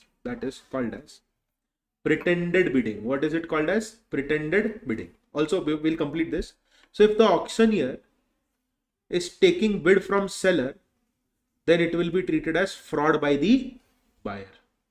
Okay. Whenever there is an auction, the sale is notified by reserve price. Reserve price means base price or minimum. Is this clear? Is this clear? If auctioneer knocks down to a bidder who has bid less than the reserve price, then there is no contract of sale. The goods cannot be sold below the reserve price. Last point is pretended bidding. Pretended bidding is a whole term different altogether. I am sitting there for bidding just because the price is increased and you unnecessarily buy it at a very expensive rate. See, we all are friends, we all are businessmen. I don't have the interest in the goods, but I want you to buy the goods out of ego because you are competing with me. I want you to spend your money unnecessarily.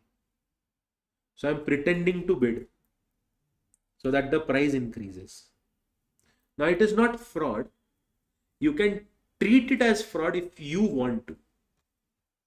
That is the reason why it is voidable at the option of buyer. What is the meaning of voidable? You can make it void. See, if you know that I am purposefully, if I am doing this purposefully to increase the price, but you also have ego, you want to show other people in the auction that you have a lot of money. So you know that I did it purposefully and you are not taking action, then the contract is valid. But if you feel that I have done it purposefully and you don't want to take it up to your ego, what will you do? You will cancel the contract by saying that Shubham Joshi was bidding only by pretending to bid. He did not have any real interest. Is this clear to everyone? Is this clear to everyone? Is this crystal clear to everyone? Pinky promise? Ready for MCQs? Ready for MCQs? Ready everyone? Okay. Now this time you will not prompt the answer. You will write it on a piece of paper. Then you will check the answer. Wait.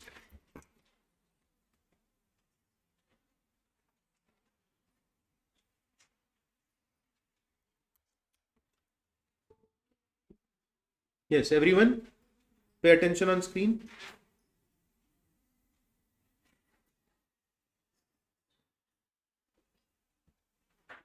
Question number 5. Dash is a stipulation collateral to the main purpose of contract, which creates right to claim damages and not to cancel the contract. Done with the answer? You need to write the number according to that. Just write answer option, that's it. Okay, very good online students, fantastic. Next, The breach of condition in a contract of sale gives right to dash.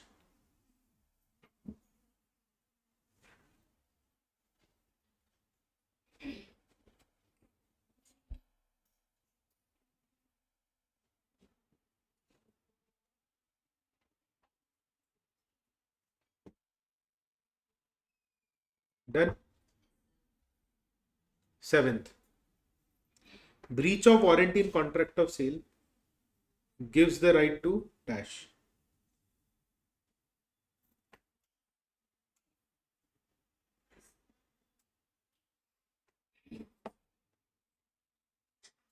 Done. Okay.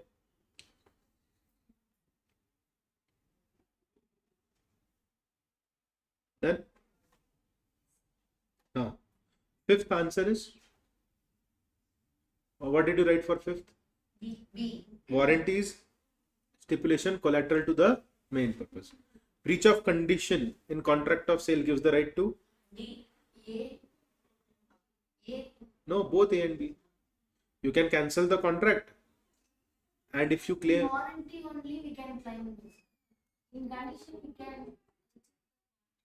no, did I not tell you?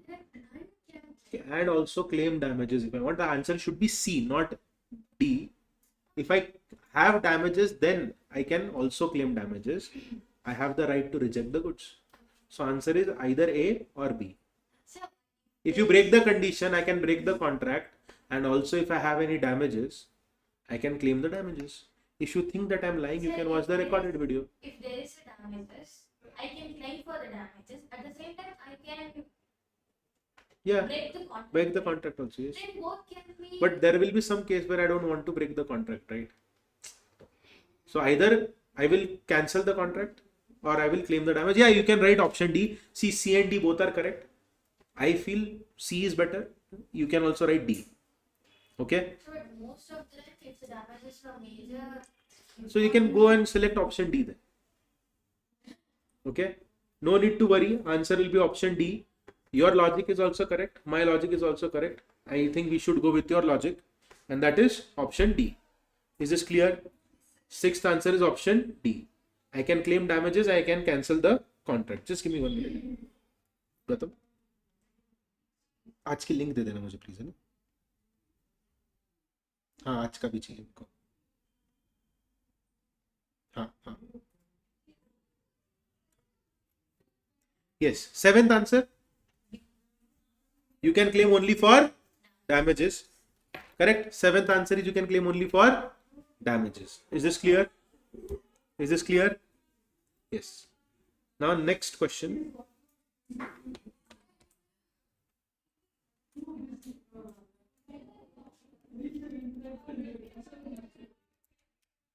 How many incidents we are going to answer? 5. No. More than that. Little bit more. Fifth question. Sorry, 10th question.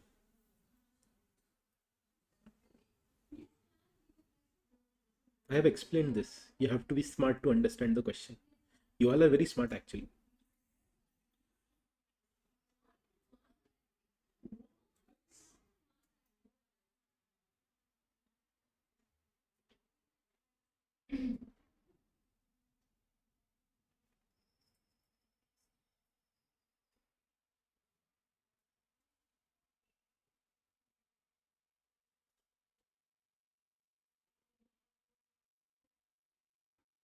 Eleventh.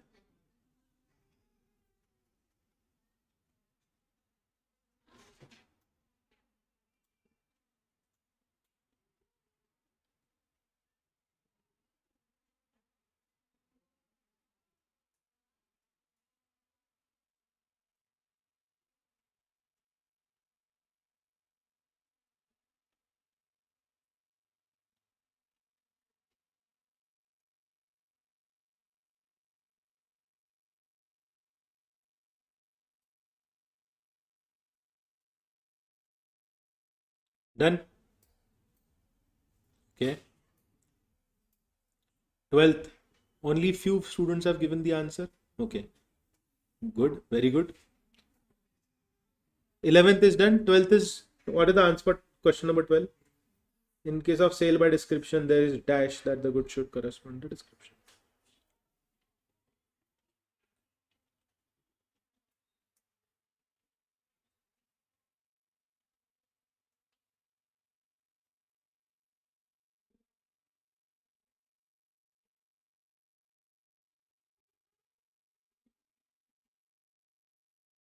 Very good, Sanjana.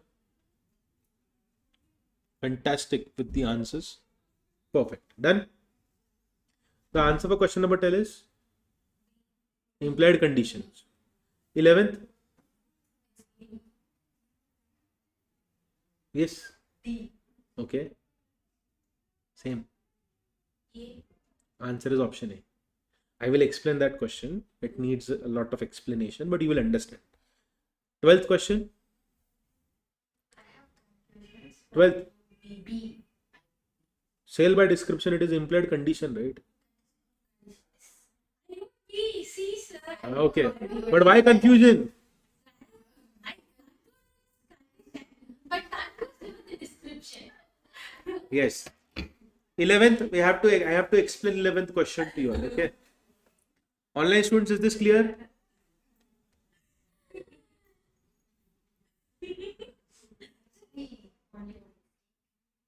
Now, last 3 questions.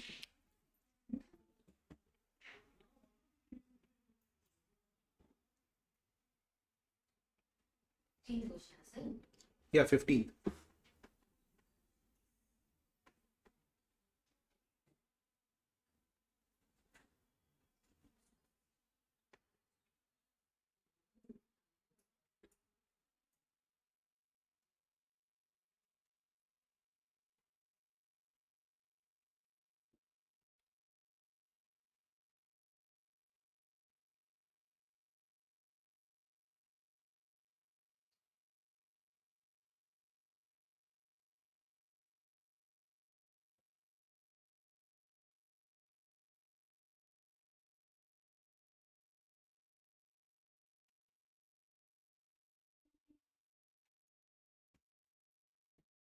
Done with 15th? Done with 16th? No, sir. I think I have explained 16th question.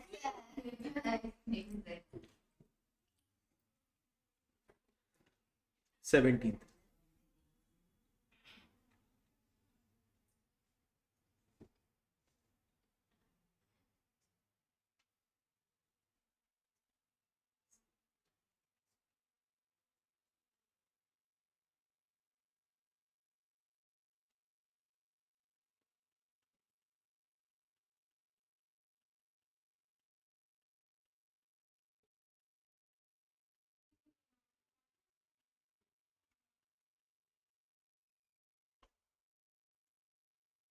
Mhm. 17th is the most simplest question of all. Thank you, Sanjana. Thank you, Pratibha. Thank you, Sudarshini.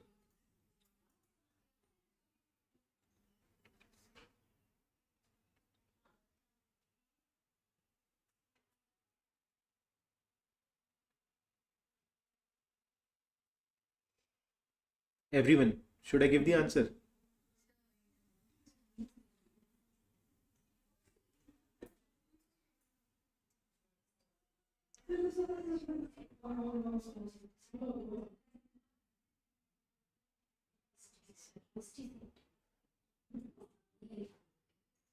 A.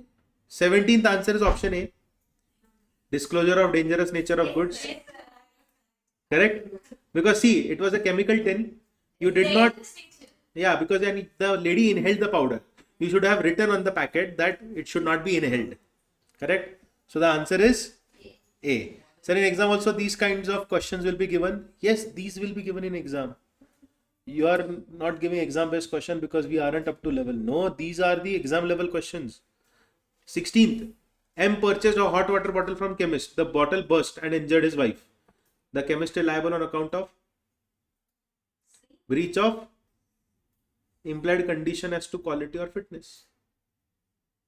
It's B. It is implied condition of as to quality or fitness, right? Or breach of express condition as to quality or fitness. Implied condition as to quality or fitness. Option B. The goods should be suitable for the purpose for which it is bought. Implied condition. So the answer is option B. Correct. Next, question number 15. Implied condition as to quality or fitness becomes applicable if buyer discloses the seller the exact purpose for which the goods are required. Yes or no? Full stop. Clear? Clear? Mamma mia, lasagna. See you all tomorrow. Bye bye. Everyone, if you come across any doubts, feel free to contact me. Okay, no problem, ma'am. Thank you so much, everyone. Bye bye. Study good, be crazy, go crazy, don't trouble Mata Pita and Bharat Mata. Okay.